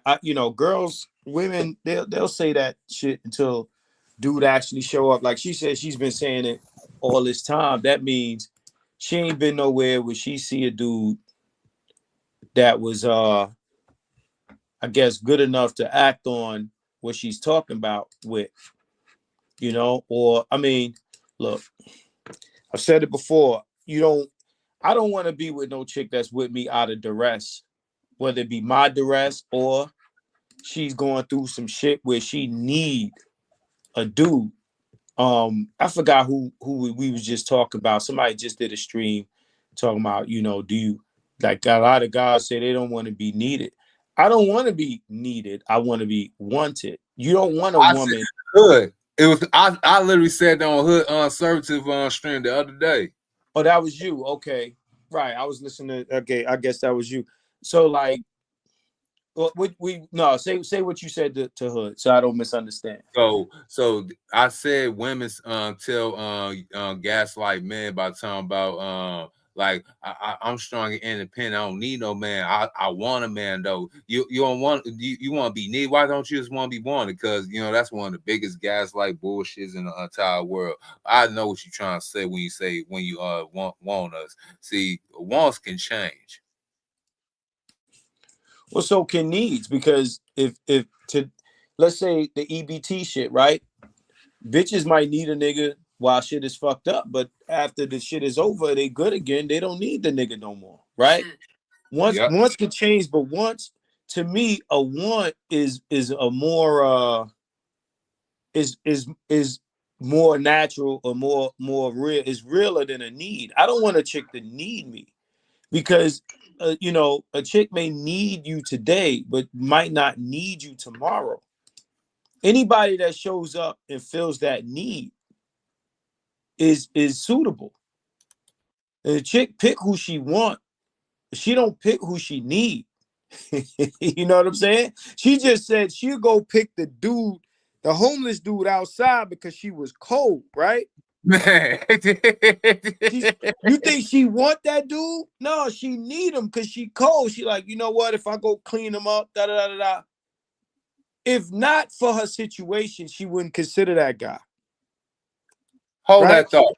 Hold that thought. Let me go ahead and press play because you just touched on something. I want this young lady go ahead and basically give her description of the situation since this whole thing about needing. Listen to this. I'm so glad we're talking about men weaponizing food in household. This is one of the main reasons I'm so glad I will never have to have a man in my house, because men feel entitled to the food of the house and will exhibit a level of control over it that can become so extreme in nature that even other people within the household will starve at the expense of men having more food in the house.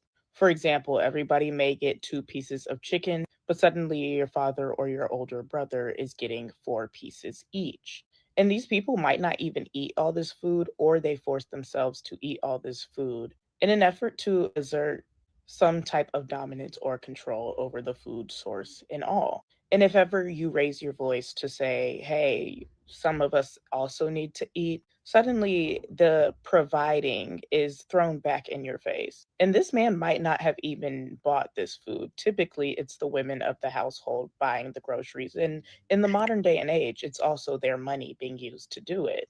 But especially if you're a child speaking up to, say, an older male relative, they will use not only their added years as justification, but also the fact that they may be a growing boy or a grown man. And even the women of the house may be told to limit what they're eating or be given these rude notions whenever they're making a play, insinuating that they should have less food on theirs. And this, of course, comes at the expense of sacrificing the less food for others to have more food on the basis of sex within one family unit's household. And it goes beyond even just at the dinner table. Even if you bring food home for yourself, these same men will eat your food. They know it's yours. I remember having to leave labels on my food. I remember having to hide food just so the men of the household wouldn't use food as a resource by which to further oppress you, especially if that was something normalized in the household.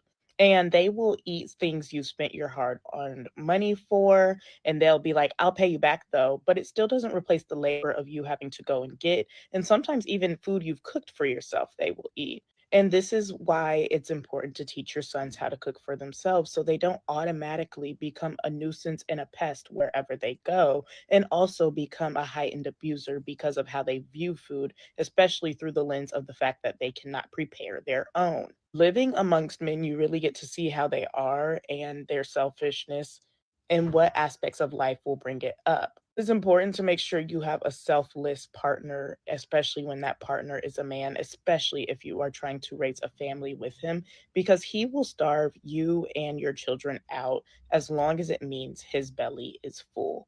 I never heard no chick ever make this complaint. Yo, this is brand new. Like, if she's talking about, can you hear me? Yeah, I can hear you. I can hear you loud and clear. If she's talking about she lived with a bunch of brothers or cousins or something like that, but I've never heard about no dudes starving their family out, starving the kids out because they like you cooking for a whole family. He gonna eat the whole family shit? Like he gonna eat the whole pot of chicken? That Mister from Color Purple, boy. Bro, what is she talking about, bro? This isn't a problem that we're having across the culture. Like, yo, dudes is just eating all the food. Half of these chicks don't got men living in the house. Bro, you think the last chick, you know, she was looking for homeless. So who's eating all your food? What is this? Must be some random dude that these chicks is finding. Like these are the dudes. Yo, you could tell what kind of niggas that these chicks are fucking with just by how they complain. Just about how they complain. You telling me if a dude works 16 hours at the plant, he gonna come home and eat all the food before the kids could eat? He gonna eat all the food so you can't eat? Like, who are these chicks talking about, yo? Who they talking about? Hey, I'm not saying these remember, situations. dude. You remember that video? Remember that video of a dude that worked a whole 12-hour or 16-hour shift at work, and he came home and his wife didn't even make him nothing to eat. You remember that video? And he was spazzing out, saying like, "Damn, you supposed to be my wife and everything. Why you couldn't even make me a sandwich or anything, man? I did a whole 12-hour shift." Like, bro. That plus Amiri complaining his wife wouldn't make her no salmon. Bro, he wanted salmon. That's where that whole joke came from. He posted the plate that she made him a pita, like it was like a tortilla bread with a bunch of like some bell peppers and carrots sitting on that shit. He couldn't get no salmon. So I created a GoFundMe so niggas would give money so they could buy him some salmon. You don't remember that, bro? I did a GoFundMe not for the a salmon fund. Not the salmon fund. Damn. I did a salmon fund. I was gonna send him the salmon. I know where to find that nigga. That nigga, that's why he stopped fucking with me, because I know where to find that nigga. But I'm like, yo, bro, I will send you the salmon, bro. I'll order. I ain't gonna send you raw salmon. I'm gonna order that shit on some Uber Eats shit. Niggas give me enough bread. Look, $100, $50, whatever it costs. Go get some salmon from a nice restaurant, man. Have it sent to your doorstep, man. Bust that shit down, bro. Hey, make you should got the Jamaican spot. Give him the jerk salmon. You know what I'm saying? Spice it up a little bit for the nigga. You know what I'm saying? Whatever. These dudes is suffering in these marriages, bro. These chicks talking this shit about niggas is eating all the food so the kids are starving. I don't know nobody like this, bro. Yo, what the fuck? And she dead serious, bro. You see the look on her face? She dead serious. It's like, yo, bro. I don't know, man. She must be living around special type of individuals. I ain't never heard no shit like that ever. Man, she got the little cheap keep on dress. She might be here in Chicago. I don't know though. You know, I ain't here to say Joe or anything, you know what I'm saying, or bro or anything. So I don't know. Yeah, right. But yeah, now they come with this argument. So this is the next level of so-called oppression. You know what I'm saying? So it's cool that we go ahead and put food in the refrigerator from our labor. You know what I'm saying? Literally, a man doesn't eat. I mean, if a man doesn't work, he doesn't eat, right? But Right. look, you heard what this most educated running running circles around us ninjas. Yeah, man. I don't. Yo, everybody I know, all the dudes that I know that are married, yo, bro, it's niggas I know that eat out before they even get to the crib. They not even eating what the kids is eating at home, or everybody orders out. You know what I'm saying? You know, niggas would be like, yo, let's do the Uber Eats thing, and everybody get their own plate. I don't know nobody like what she talking about, bro. Like, what the fuck is she talking about, bro? These chicks be making up fucking epidemics, man. Yeah, only epidemic they falling under from is the Tyler Perry universe. That particular universe really messed up these chicks' heads. You know what I'm saying? I think they're gonna have to have like group therapy sessions on Tyler Perry drama movies and everything in the next years to come. You know, I might even start it. Don't laugh, hey man. I'm already thinking about starting a course on social media at one of these colleges. You know what I'm saying? Try to give me some government grants, man. I got to find to get that money some way somehow. You know what I'm saying? Yeah, yeah. I'm gonna get that money. I'm gonna find a way. I'm gonna find a way. But this is who they want us to marry, though. Marcus. This is who they want us to marry, though. Man, listen, man. You already know where I stand when it comes to some of the messages that are spreading through this space, man. I think that we got guys who are here, you know, especially our Gen Xers, our Gen X content creators who are basically telling men and sometimes even telling young men to do this for the children and for the community and this and this and this, and they pro-black marriage and all this other dumb shit. Like, yo, bro, I thought we was past this bullshit. I thought we was past it. I thought we was moving on to the next page. We done created whole movements about moving on to the next thing, and you got motherfuckers that trying to lead these dudes right back to the reason we started this shit in the first place. That's not what we are here for. We're not here to tell motherfuckers to go right back to the shit that they trying to escape. And these dudes are thinking, I'm gonna say this in the name, like they always trying to shame men with either the community or the children. They always trying to do that shit. This is what the women try to do. Now you got content creators doing it. Yo, it's for the children, yo. You don't want your kids to come out fucked up. Nigga, they gonna come out fucked up anyway, Man, fucking women. The best thing a of man could do for his children is not choose a psychopath as their mother. or a psychopath stepfather like this one. Let me play.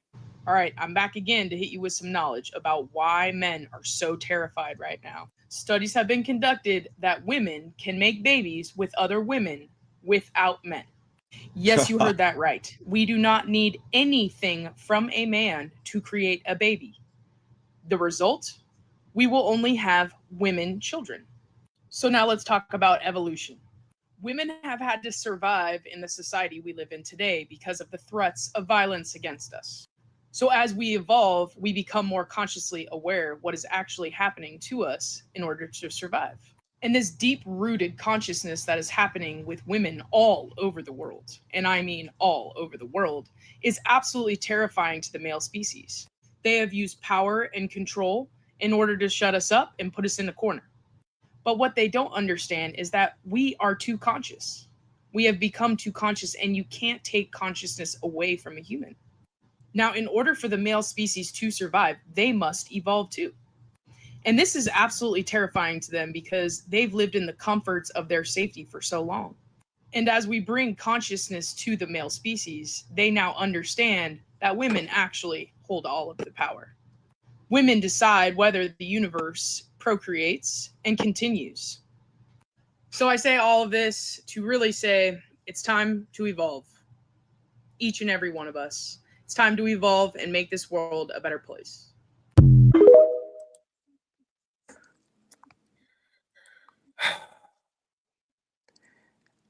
Okay, so there's some things I immediately see with that. First of all, she's Ellen DeGeneres level diked out, right? Let's start there. Okay, let's start That shit there. crazy second. That shit crazy second. Right. Let's start there. I mean, to be honest, feminism has always been a lesbian movement. It's always been a lesbian movement. Like in order for you to be a you gotta not like men to be a feminist, right? You gotta not like men, right? Because it doesn't make sense outside of that context. You gotta not like men, right? You gotta have some sort of in order to be like, oh, we don't need men, right? You don't hear men saying they don't need women. You don't hear men say that. You don't hear them say. I mean, but it's for the most part true. Like for the most part, the only thing men need women for is procreation.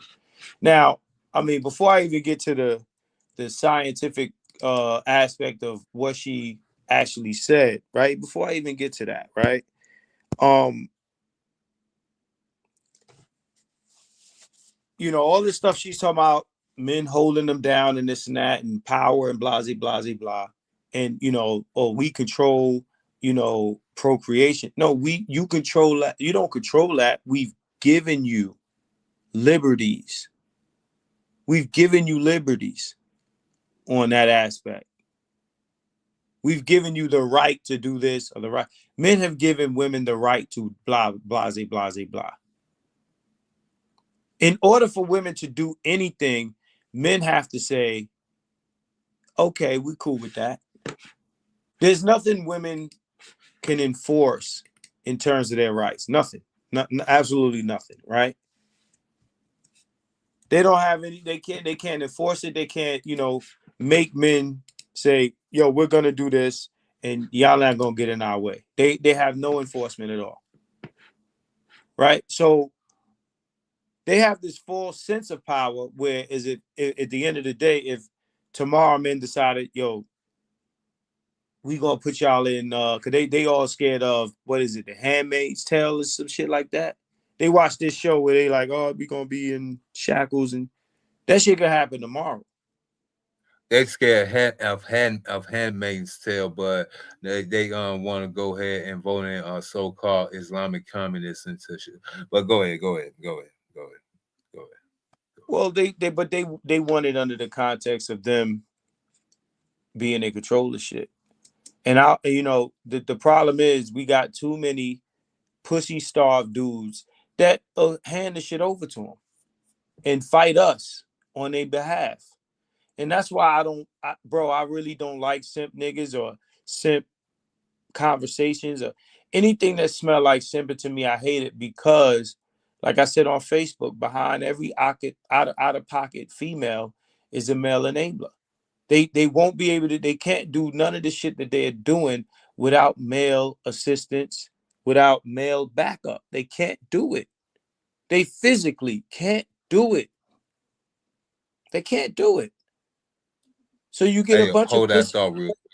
Go ahead. Hold that thought real quick. I got a donation. Shout out to the International Quiet Storm, wherever you are. You are chilling in the cloud somewhere, man. You know what I'm saying? Appreciate the $10 on the Cash App, bro. Don't let that brother be alone. Let me go ahead and get this out the way real quick. Yeah, I need some wet shit. I need some. Yeah, I need some wet shit. I need some bad yeah. I'm a little man, yeah. Kiss on your belly, yeah. She got that wet shit, yeah. Oh no, don't tell me I got technical difficulties like black.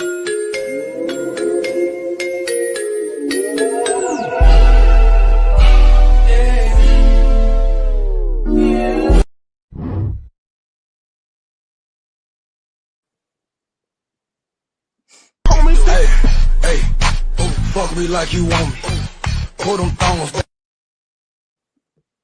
Yeah, appreciate it again, bro. Appreciate it again. We in here. Yeah, we in here. Appreciate it, bro. Appreciate it. Go ahead, Marcus. Go ahead. Yeah, no, I was just saying, trying to remember what I was saying, man. Where did we leave off? Oh, sorry for the distraction with other tetes. I'm sorry about that.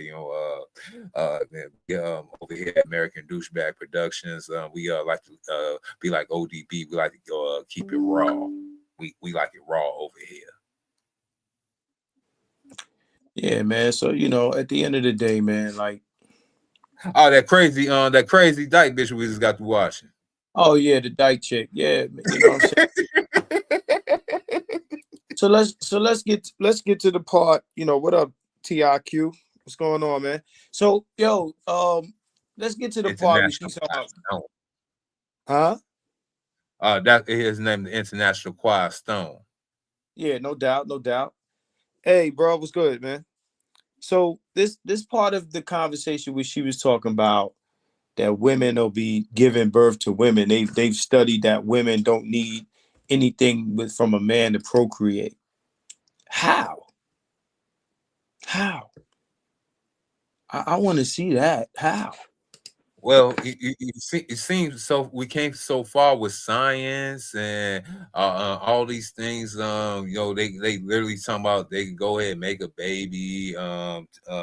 Unless immaculate conception is a thing. I don't know, bro. I mean, they barely got enough semen in the damn sperm banks to even do this. But I'll just go ahead and leave it like that.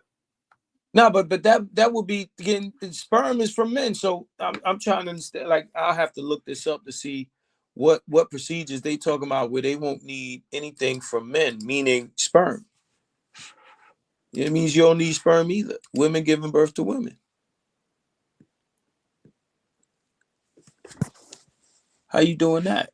Like you ain't doing that. Yeah, that part kind of got me because I'm like, so you gonna make women to make more women, but who's gonna sleep with those said women? Who's going to take care of those so-called women when the remainder of men that's gonna be outside the door still? They gonna think this thing through. I mean, I don't know who's gonna fix the plumbing and who's gonna wire the housing and who's gonna pour the concrete and who's going to do all of this stuff. Like I'm trying to understand, like, how does your society function? I mean, aside from your biological revolution, how does your societal system continue without men? You're going to have nothing but women. Okay, who builds your bridges? I got it. They're gonna find a way to make all men transgender men or women. That's how they're gonna do it. They're gonna find a way. No, but they're giving birth to women. I know they're gonna find some scientific method to go ahead and put the what's the name they're gonna find a way. They got witchcraft on their side, Marcus. Remember that too. They got witchcraft, mad scientists, all that. Okay. All right. I ain't worried about none of that bitch talking about happening. It's not happening. That's another that's more fantasy. See, like, look, when these chicks talk crazy, I kind of expect it. I don't want to, be in a situation or be in a circle of dudes just saying wild nonsense. You know what I'm saying? Like just wild, crazy nonsense. Like, nah, I'll pass on that. We can laugh at the women saying crazy shit like we won't need men to procreate. Okay, no doubt. Who's developing these scientific breakthroughs? Like they're trying to make sperm obsolete. Like, okay, all right, no doubt. I yeah,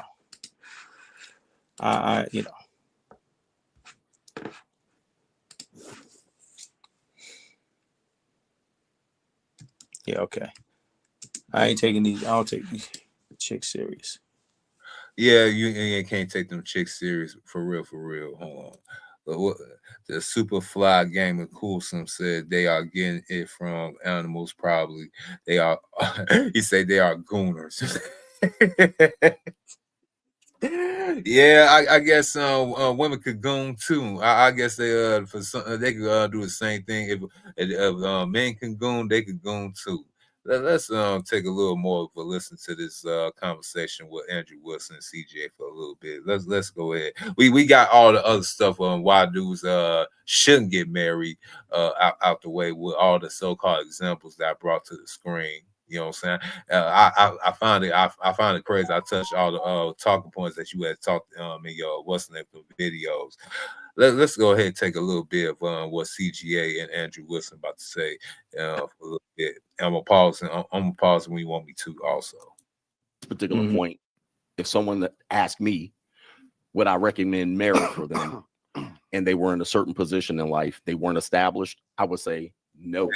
There's no benefit for the person to get married today. Got it. Your response, Andrew?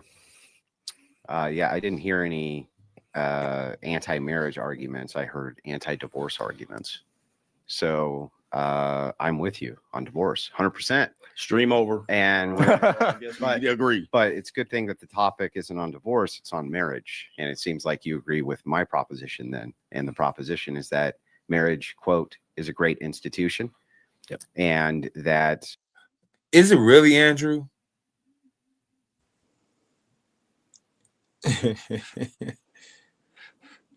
If it's such a great institution, why everybody's arguing about it? Why these women talking about they'll want to be married and get mad at men that don't want to be married? Also, ironically, well, why is these news propagandized news outlets like CNN, MSNBC, even on the Wall Street Journal, all the posts and all these editorials, they keep on talking about this thing called marriage crisis. Women want to go ahead and don't want to be married unless they spouses make a certain type of money. And in the same breath, they spouses gotta have a so-called aesthetic looking that pleasing to the eye. On top of that, he gotta be the bomb and so-called bed. On top of that, on top of that, and on top of that, on top of that. Well, let's start here. Divorce is a component of marriage. You can't get divorced without first getting married. Let's start there. Secondly, if marriage is this great institution, why do we even get divorced? The divorce rate wouldn't be so high if marriage was this great institution. You'd have low rates of divorce because most people would not want to, dissolve the marriage because it's great, right? You don't want to stop fucking good pussy, right? If anything that's great about anything, nobody wants to like get out of it. You know what I'm saying? If you got a nice job, you don't quit. If a nice restaurant that got nice food, you keep going there. If your feet are comfortable in certain shoes, you keep buying those shoes. Anything that's great, nobody wants to abandon it. They want to stay. They want to keep fucking with it if it's great. If marriage is great, why do the behaviors of human beings tell us otherwise? That means there is something going on inside the marriage that makes people want to get the fuck out of it. Nobody wants to leave great shit. If it's great, why are people leaving? Why do the women are the ones, the first ones in and the first ones out are women. The women want to get married and they're the first ones that want to end the marriage. Mm-hmm. And everybody know it, especially the least desired lowest married women. They want only get married after they 40 with 2-3 baby daddies. Hop on Kendrick G's show and basically ask her to help to find a high value man. That part. All right. So I'm gonna just say this, bro. Right? There's nobody in this space that will debate me on this topic and win. Nobody. I don't care. It could be Andrew. It could be whoever. Nobody's gonna debate me on this topic and win. My points will be as strong as a vice grip. Again, I'm the guy I use crayons when I write contracts and sign my name and all of this other stupid shit. Nobody will jump on the screen and debate this panel and debate this topic with me. Nobody. And first I'm gonna do the religious stream, and then I want to do a stream about marriage. I'm gonna set it up. I'm gonna drop the link, and let's see how many people jump on that shit. You know what we're gonna have if I do that? And hear me now. I'm gonna say it now, and you're gonna watch it happen. We're gonna have an echo chamber. We're gonna have dudes that agree with me jump on the panel, but nobody's gonna get up there to argue. I got a couple trolls now. I got a dude with D Chicago. I don't know if you saw him. He was tap dancing in the chat or whatever. But these guys are not gonna jump on no panels with me, bro. You know what I'm saying? They just not gonna fucking do it. So, in theory, dudes can fantasize and mentally masturbate about how great marriage is or how great it could be or would be or whatever. But we got these women. These are the women we have. Now, unless you're going to go somewhere else and get some other women, if you're talking about these women, you're talking about this country, this is what we're dealing with. And nothing you do, I don't care if it's Jesus, the Holy Ghost, all the angels, everybody is not going to change nothing. We are dealing with what we are dealing with. That's it. That's all. Period. Period. Point blank. These guys are not going to give you no foolproof strategy to as far as marriage. You hear me say all the time, don't give women the keys. Marriage is the key. That's a key. I don't care what do you call it? Prenup you get. This dude's out here like, damn, they fucked them. In order for you to have a prenup, the woman should have to want to sign your prenup. She's not going to sign a prenup where, bitch, you don't get shit. Here, sign right here on the dotted line. You don't get shit. Never. They're not signing that. Even a judge, it's so diabolical. Even a judge, they will throw that ish out nowadays. That's the reason why I'll be like, you dudes talking about this whole prenup game. You know what I'm saying? As long as you make her sign a prenup and everything, the judge got to honor. And I'll be like, man, these judges ain't got to honor nothing but they bank accounts and their retirement plans. Yeah, man. Or if she presented a strong enough case for she was under duress or she didn't understand if she was signing or whatever. You know what I'm saying? That's all they got to do, man. I just instruct dudes not to do it at all. You got dudes that are saying that they would rather have kids with a female and deal with it that way than to actually marry them. What they risk is, they risk, not having custody. They risk this, they risk that. But the most a woman could do is get child support, right? The most a woman could do is get child support as opposed to getting a nigga for half his money and this. Have alimony, child support, right. You know what I'm saying, pension, if he you know what I'm saying, all that good stuff, 401ks, Lord forbid he if she came, if he like won some type of like lump sum in the near future and all that, all that. Mm-hmm. Yeah, man. So but that's benefits to marriage though, Marcus. That's tax benefits. Tax benefits. Okay, look, you want tax benefits? Start a business. Write some shit off. That's how you get your tax benefit. Niggas is getting married for tax benefits. What kind of stupid shit is this, man? I mean, that's the dumbest argument, bro. They say that you married, you get the tax family credit, whatever that ish is. You know what I'm saying? The status on credit, you know what I'm saying, benefit of it, being married is a status on symbol, Marcus. You want a status symbol, buy Benz. Look, what's the point in gaining all those tax benefits, right? If you're gonna lose the same money to the bitch when you get separated, you're gonna lose the same money. She's gonna take the money that you getting or saving from that tax benefit is gonna go to you spending money on the family or on her. That's not money you keep. It's just like when they talk about, oh, you make more money as a married man. No, you make more money as a married man because you pulling more hours to support that family. That's not money you get to keep. You know what I'm saying? You make more because you work more, and that's why you die at 48. Because you busting your ass to support this family, right? You don't know them. You don't really get to know your kids when you working that many hours. They don't know who the fuck you are. You see Fix My Life with old boy holding the beer can. Mm-hmm. So you spend your whole life doing that. Every waking hour is you doing something for that family. And you able to tell yourself, I'm a good man. And then you die. Here lies father, a good man. I mean, if that's what niggas want to do, if they think that that's what their life is for, I'm not here to tell them different. Don't hate me because I think you crazy. I'm not doing it, you know? But hey, have at it, bro.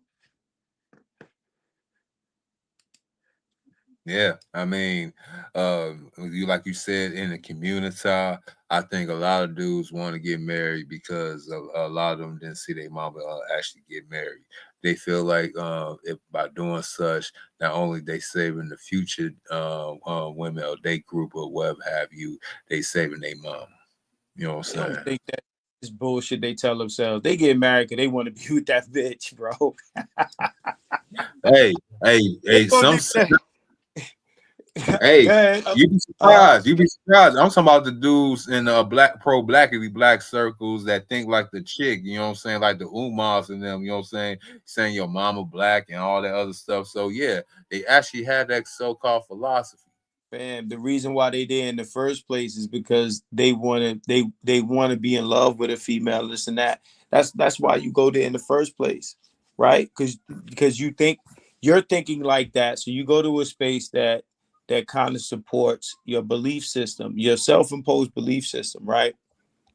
You go with the pro-black shit so that you can find a reason, like it makes you feel better about your approach, right? So like if you want a woman who gonna love you and this and this and this and this, why would you come over here where the red pill is? You gonna argue with us, you gonna troll us, this is what you gonna do. So you it's better that you go to the pro-black space that supports how you feel about how that works. And they're telling you, yeah, man, you're right. That's what makes you a real man. And it boosts your confidence. And then you get to feel masculine because you're in a space that tells you, yo, real men do this. We're telling you you're a fucking simp. Why would you fuck with us? So you're going to go where that thought process is accepted. That's just how that works. Right? Mm-hmm. So, I mean, you might have grown up, you might have learned, yo, this is what real men do. Right? So even though you get in your ass kicked in real life, right? By how the women are acting, how they treating you, this and that and the other. You might be getting your ass kicked in real life. You were taught most of your life, yo, this is what real men do. And, you know, I want to be a real man. But I want to be a real man. So I'm going to be a real man. I'm not going to listen to you. Y'all niggas is not real men. Y'all scared to deal with real men deal with these issues. They know it's issues, but if you're a real man, you deal with the issue. Right? So, okay, go deal with the issue. I'm not jumping into pro-black spaces to tell them niggas that they should be like us. But you notice that you get a bunch of them niggas come over here. The bitches come over here. The niggas come over here. Everybody comes over here to the red pill space to tell niggas not to be red pill. We don't go into blue pill spaces to tell blue pill people take the red pill. You ever realize this? Nobody goes to where these people are to fuck with them. We lead them in their blue pill world. We lead them in the matrix. You know what I'm saying? Everybody comes over here fucking with us. Because they are agents. They are paid agents, you know what I'm saying? They are democratic, liberal paid agents, you know what I'm saying? Agent provocateurs, crisis actors, whatever, what have you. We know who you are. Well, some of them, I would say a very small amount of them will fit under that. I think most niggas are people who have been raised to believe a certain way, and it makes them feel like good people to come fuck with who they feel are bad people. They think that we're bad people because we don't subscribe to or are willing to do the things that they are willing to do, to be sacrificing themselves for these ideas that they have. A lot of these guys really believe it because they've been raised to believe it, or they told themselves that this is the way because of their outcomes, right? So, they'd rather do that. They'd rather be over there, being told that they're a real man for, like you said, falling on proverbial swords. They know that there's a sword and they know they have to fall on it. And they need a reason. You're a real man. I am? Yeah, you're real. That's what real men do. They fall on swords. So niggas will fall on the sword. I You wish got I could. niggas that is, huh? I wish I could find that video. Let somebody email it to me with that young 21-year-old dude that's with that 30-some-year-old fat chick. You know what I'm saying? That's the only ends that they that call a real marriage right there. You seen that clip, right, with the young 21-year-old dude? I think Tito had covered it. 21-year-old dude, what he was talking about? No, he was baby daddy number 5 to that chick. Yeah. See, they love them type of relationships. Let that be. Yeah, man. Again, dudes have been taught to be crash dummies, man. Sacrificial lambs, all of that stuff. They find, masculinity in that shit. I posted something on my community tab that said, guys who derive their manhood, and I'm paraphrasing the meme, derive their manhood from providing and protection. They going through all of these issues, emotionally, mentally, whatever. Right? Because, again, they're not even in no percentage living for themselves. If 100% of your life is living for somebody else or living for other people, you ain't really got a purpose. Not a self purpose, which makes you a slave again. It makes you a slave all over again. These guys have no sense of self. Like they fuck what they want. They think everything they're doing that serves other people, they're doing it for themselves, right? Because they've been told this is what makes you a man. So I'm working because this is what makes me a man. You've been gaslit. I'm a man. You say I'm a man, Marcus. If I go ahead and wife up this 30-something plus year old woman with 4 kids, and she gonna give me one too. Yeah, man. Look, do what you got to do, playboy. I'm not gonna fight a nigga for his own freedom or any. Nah, do what you do. Talking about do what you got to do, huh? Damn. Do what you got to do, player. Like whatever makes you feel like you that nigga.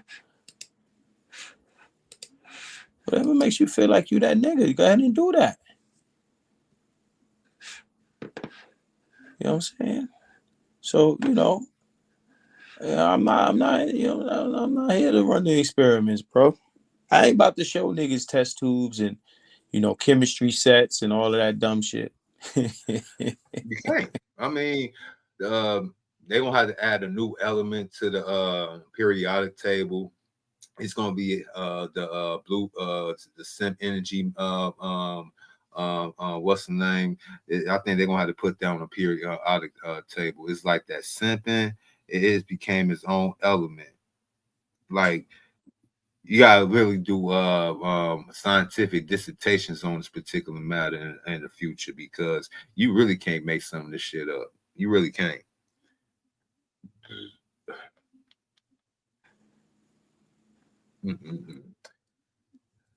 As I was looking at Facebook, I seen you at this one a day ago.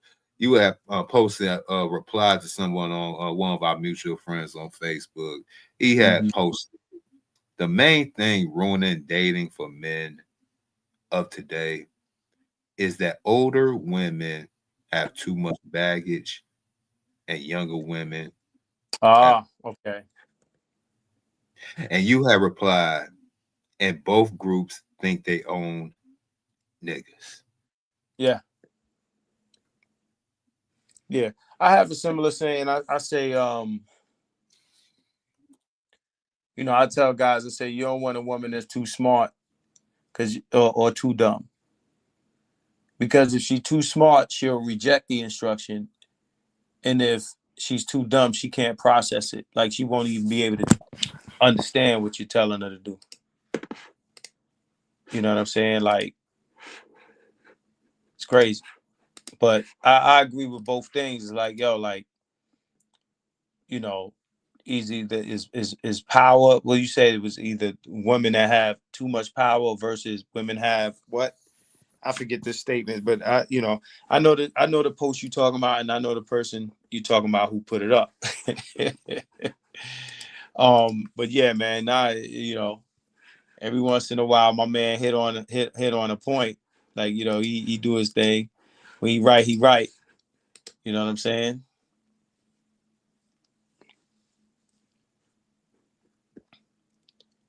But nah, I agree with that. I agree with that.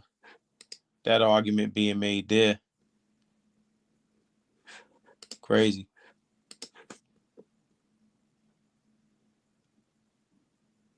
Can you hear me? Yeah, I can hear you. I'm actually bogging on my end. That's crazy. I was looking at my playback. I'm bogging. You sound crystal clear. Everybody can hear you, but not me. But I should be good though. Let's take a little bit more of this interview. Let me see what this white boy about to say. Right now, your concern is that men can't be safe in marriage, but that's not actually what you're saying. You're not saying men can't be safe in marriage. They can. You're saying that they may not be safe in divorce. So I have a counter proposition for you. My counter proposition is, what if it's the case that you can use religious marriage institutions without the state? And then we add the ecclesiastical structure of the marriage. That's what always kept them together anyway, before the state was ever involved. So now, right there, now, I'm gonna pass the mic to you. Now, did he really just say that that's what kept the marriages together, was the ecclesiastical marriages? Like they weren't getting divorced before the so-called no-fault divorce back in the day, or these women, or even the so-called older Dodge, like, he went to the corner store to get a pack of cigarettes, and that was the last time I saw him. So we can connect the rise in divorces to women's abilities to leave their man and still be financially okay, right? Right. It wasn't the ecclesiastical nothing. It was about the laws and finance. Women were scared that they've been. See, it used to be where dudes would get tired of a bitch and leave. So this used to be flip side. That's why a lot of these chicks are not really tripping over what's going on with men, because once upon a time in this country, it would be men abandoning the families, right? But we talking about white men. Listen, let's keep that in perspective. We talking about white men, right? White men would have just randomly abandoned their family. That's how you get alimony and all this other stuff, because these men will create a family and keep it moving. So, trust me, they didn't create alimonies over niggas leaving their families. Trust me, they didn't give a fuck about that. Trust me when I say this, especially not back then. So the point is, basically, it's like, that had nothing to do with religion and religion keeping families together. He's making a like some type of bullshit conflation between the rise or you know, low divorces having to do with religion. We knew that as soon as the laws changed and as soon as dudes were financially beholden to the wives or whatever the case may be, that's when the women was like, all right, we out of here. When they started issuing the no-fault divorces and things like that. So no matter what, no matter how this shit go, whoever making more money is going to pay. And 9 times out of 10, that was the men, right? Yep.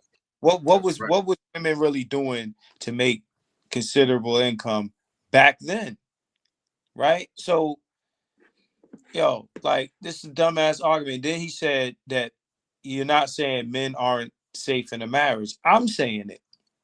There's a lot of aspects to And to piggyback, if you was so-called a black couple, I mean, I've been reading Tito's book, right? And shout out to him. This book is real good too.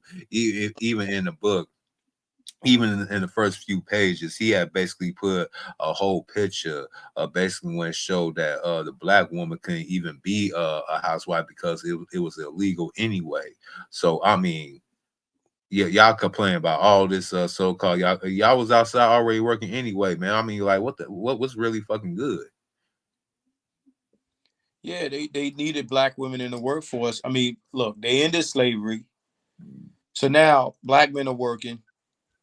Black women could now be housewives and disappear. Like, okay, so who's gonna do all of this domestic shit that we had women doing before? Nah, you're gonna go back to work, this and that and the other. Mind you, this is something that black women hold against us, like we wasn't making enough money for them to be housewives, and that's not true, right? Back then, you could be a housewife, but then the white man decided, nah, bitch, we don't care how much your man is making. You gonna come right back out here into this workforce and do the shit you was doing. You're gonna be man.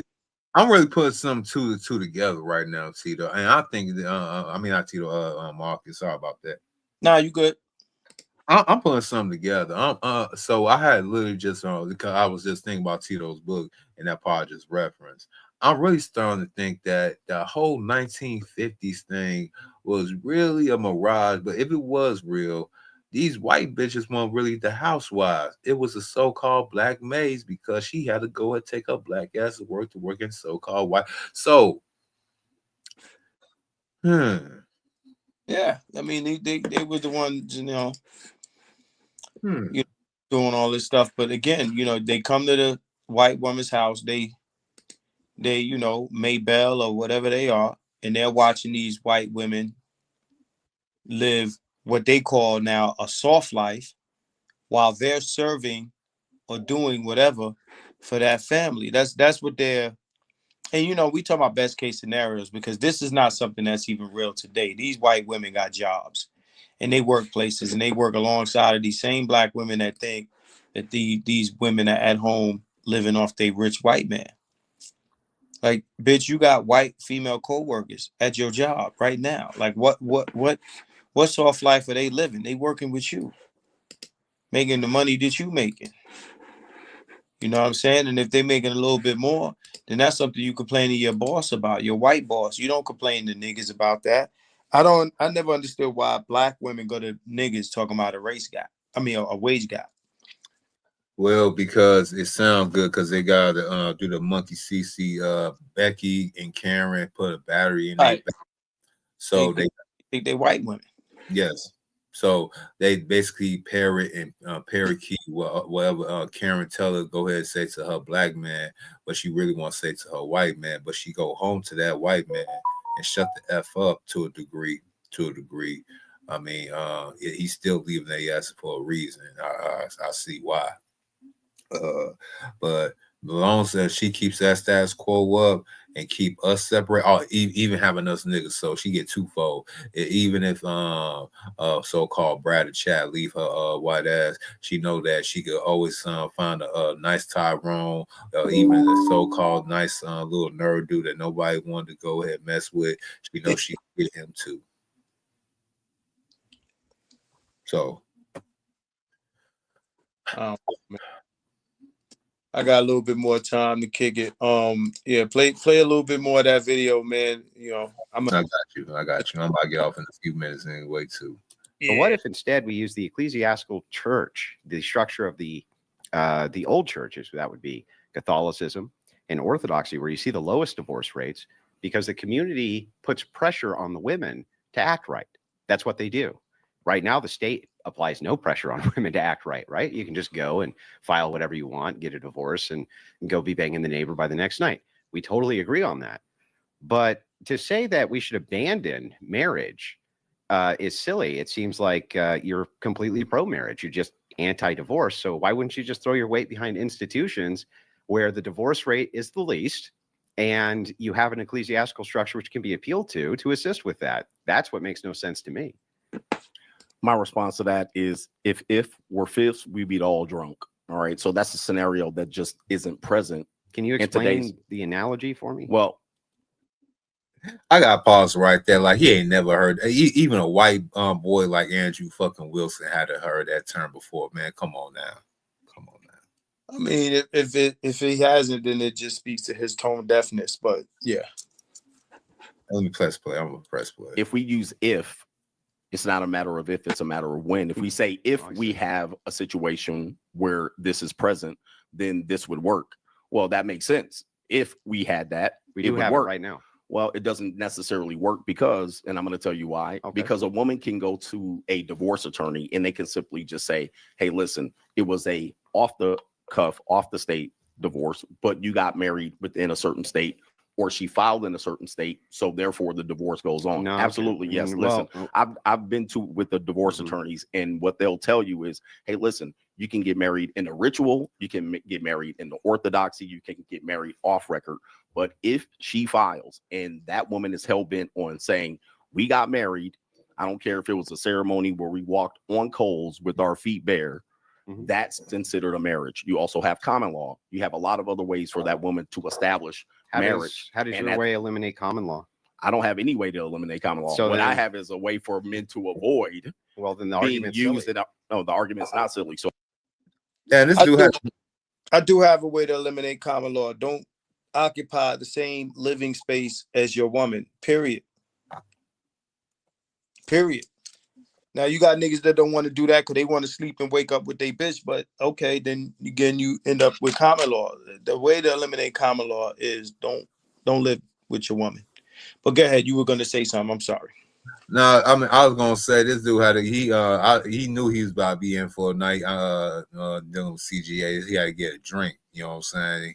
I see he's like, damn, this nigga came prepared. I thought it was gonna be a walk in the park like I deal with these white bitches. Yeah. I mean, Andrew can definitely debate. I was watching.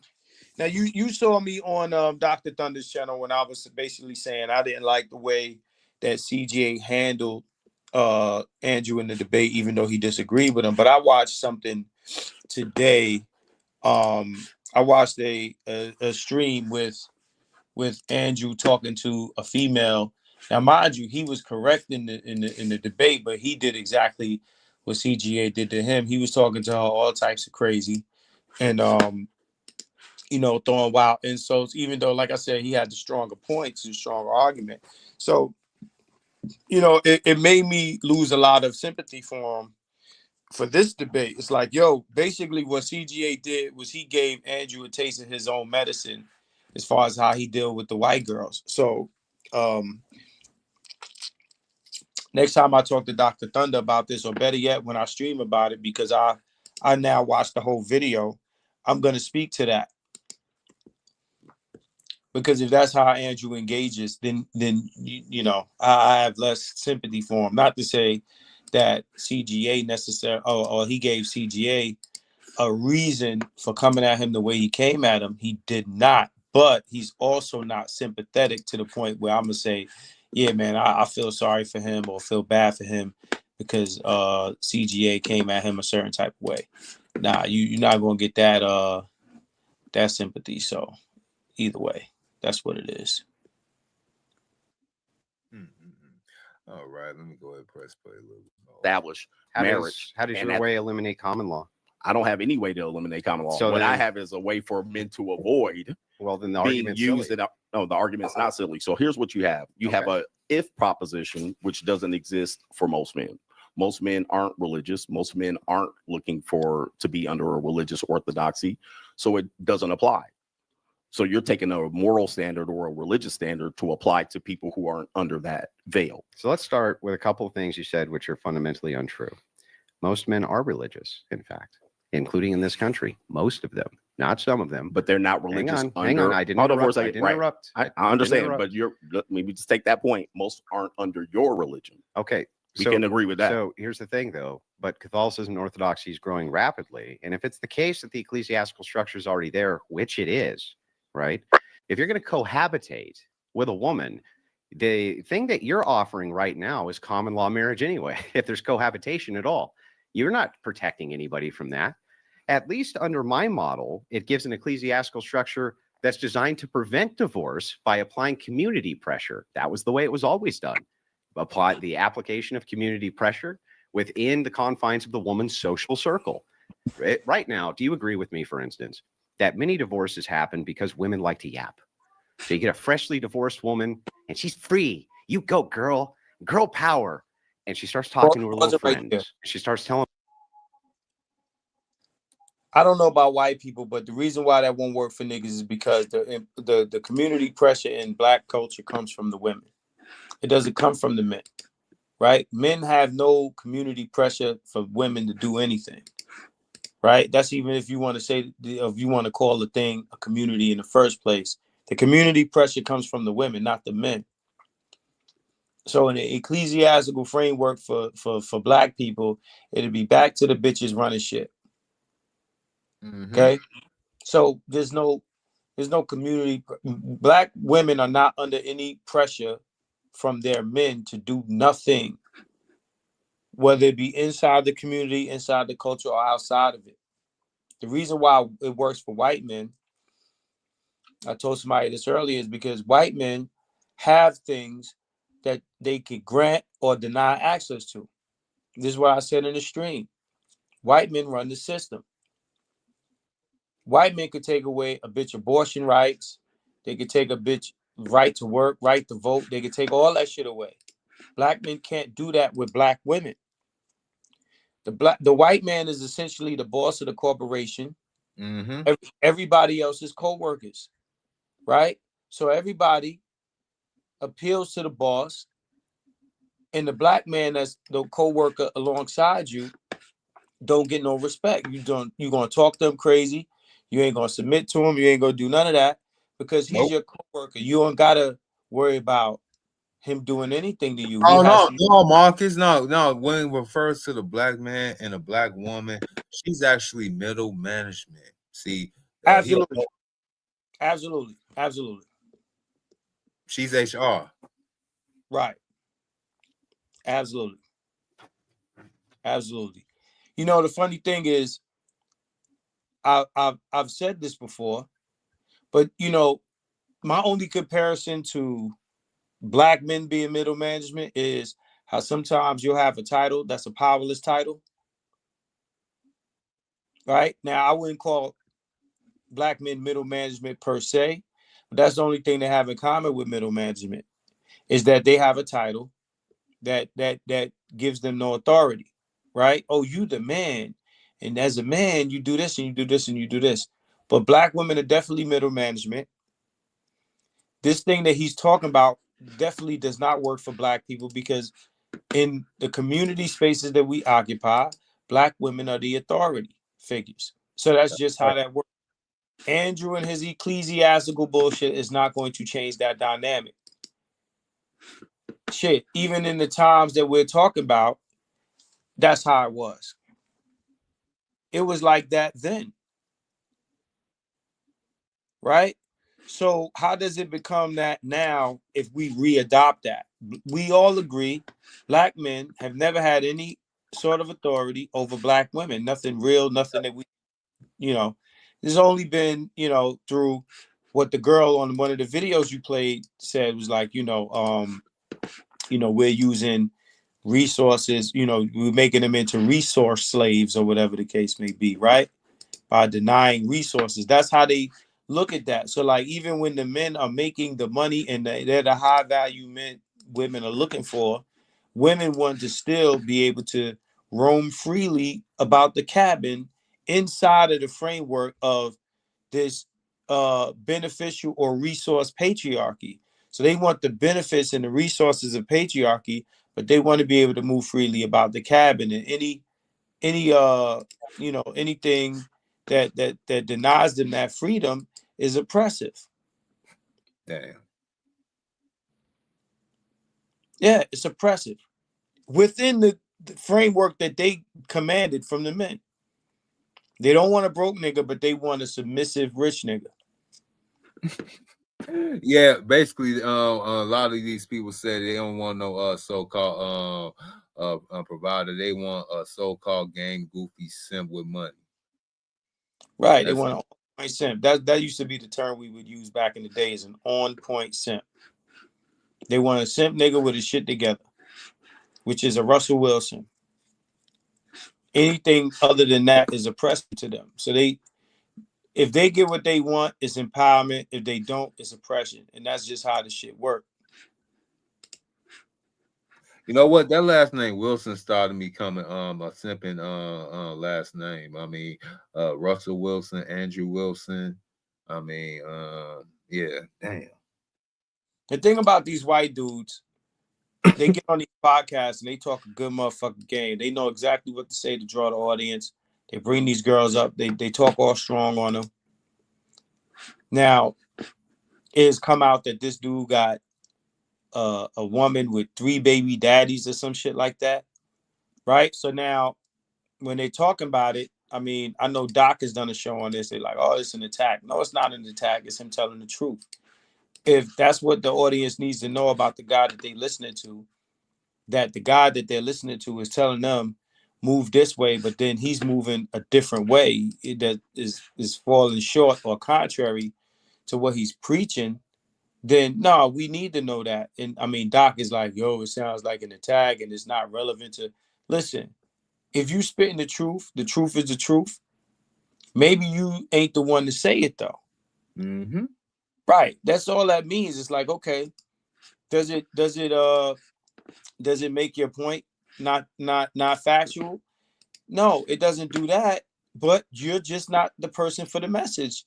You're not the package that this message should come in.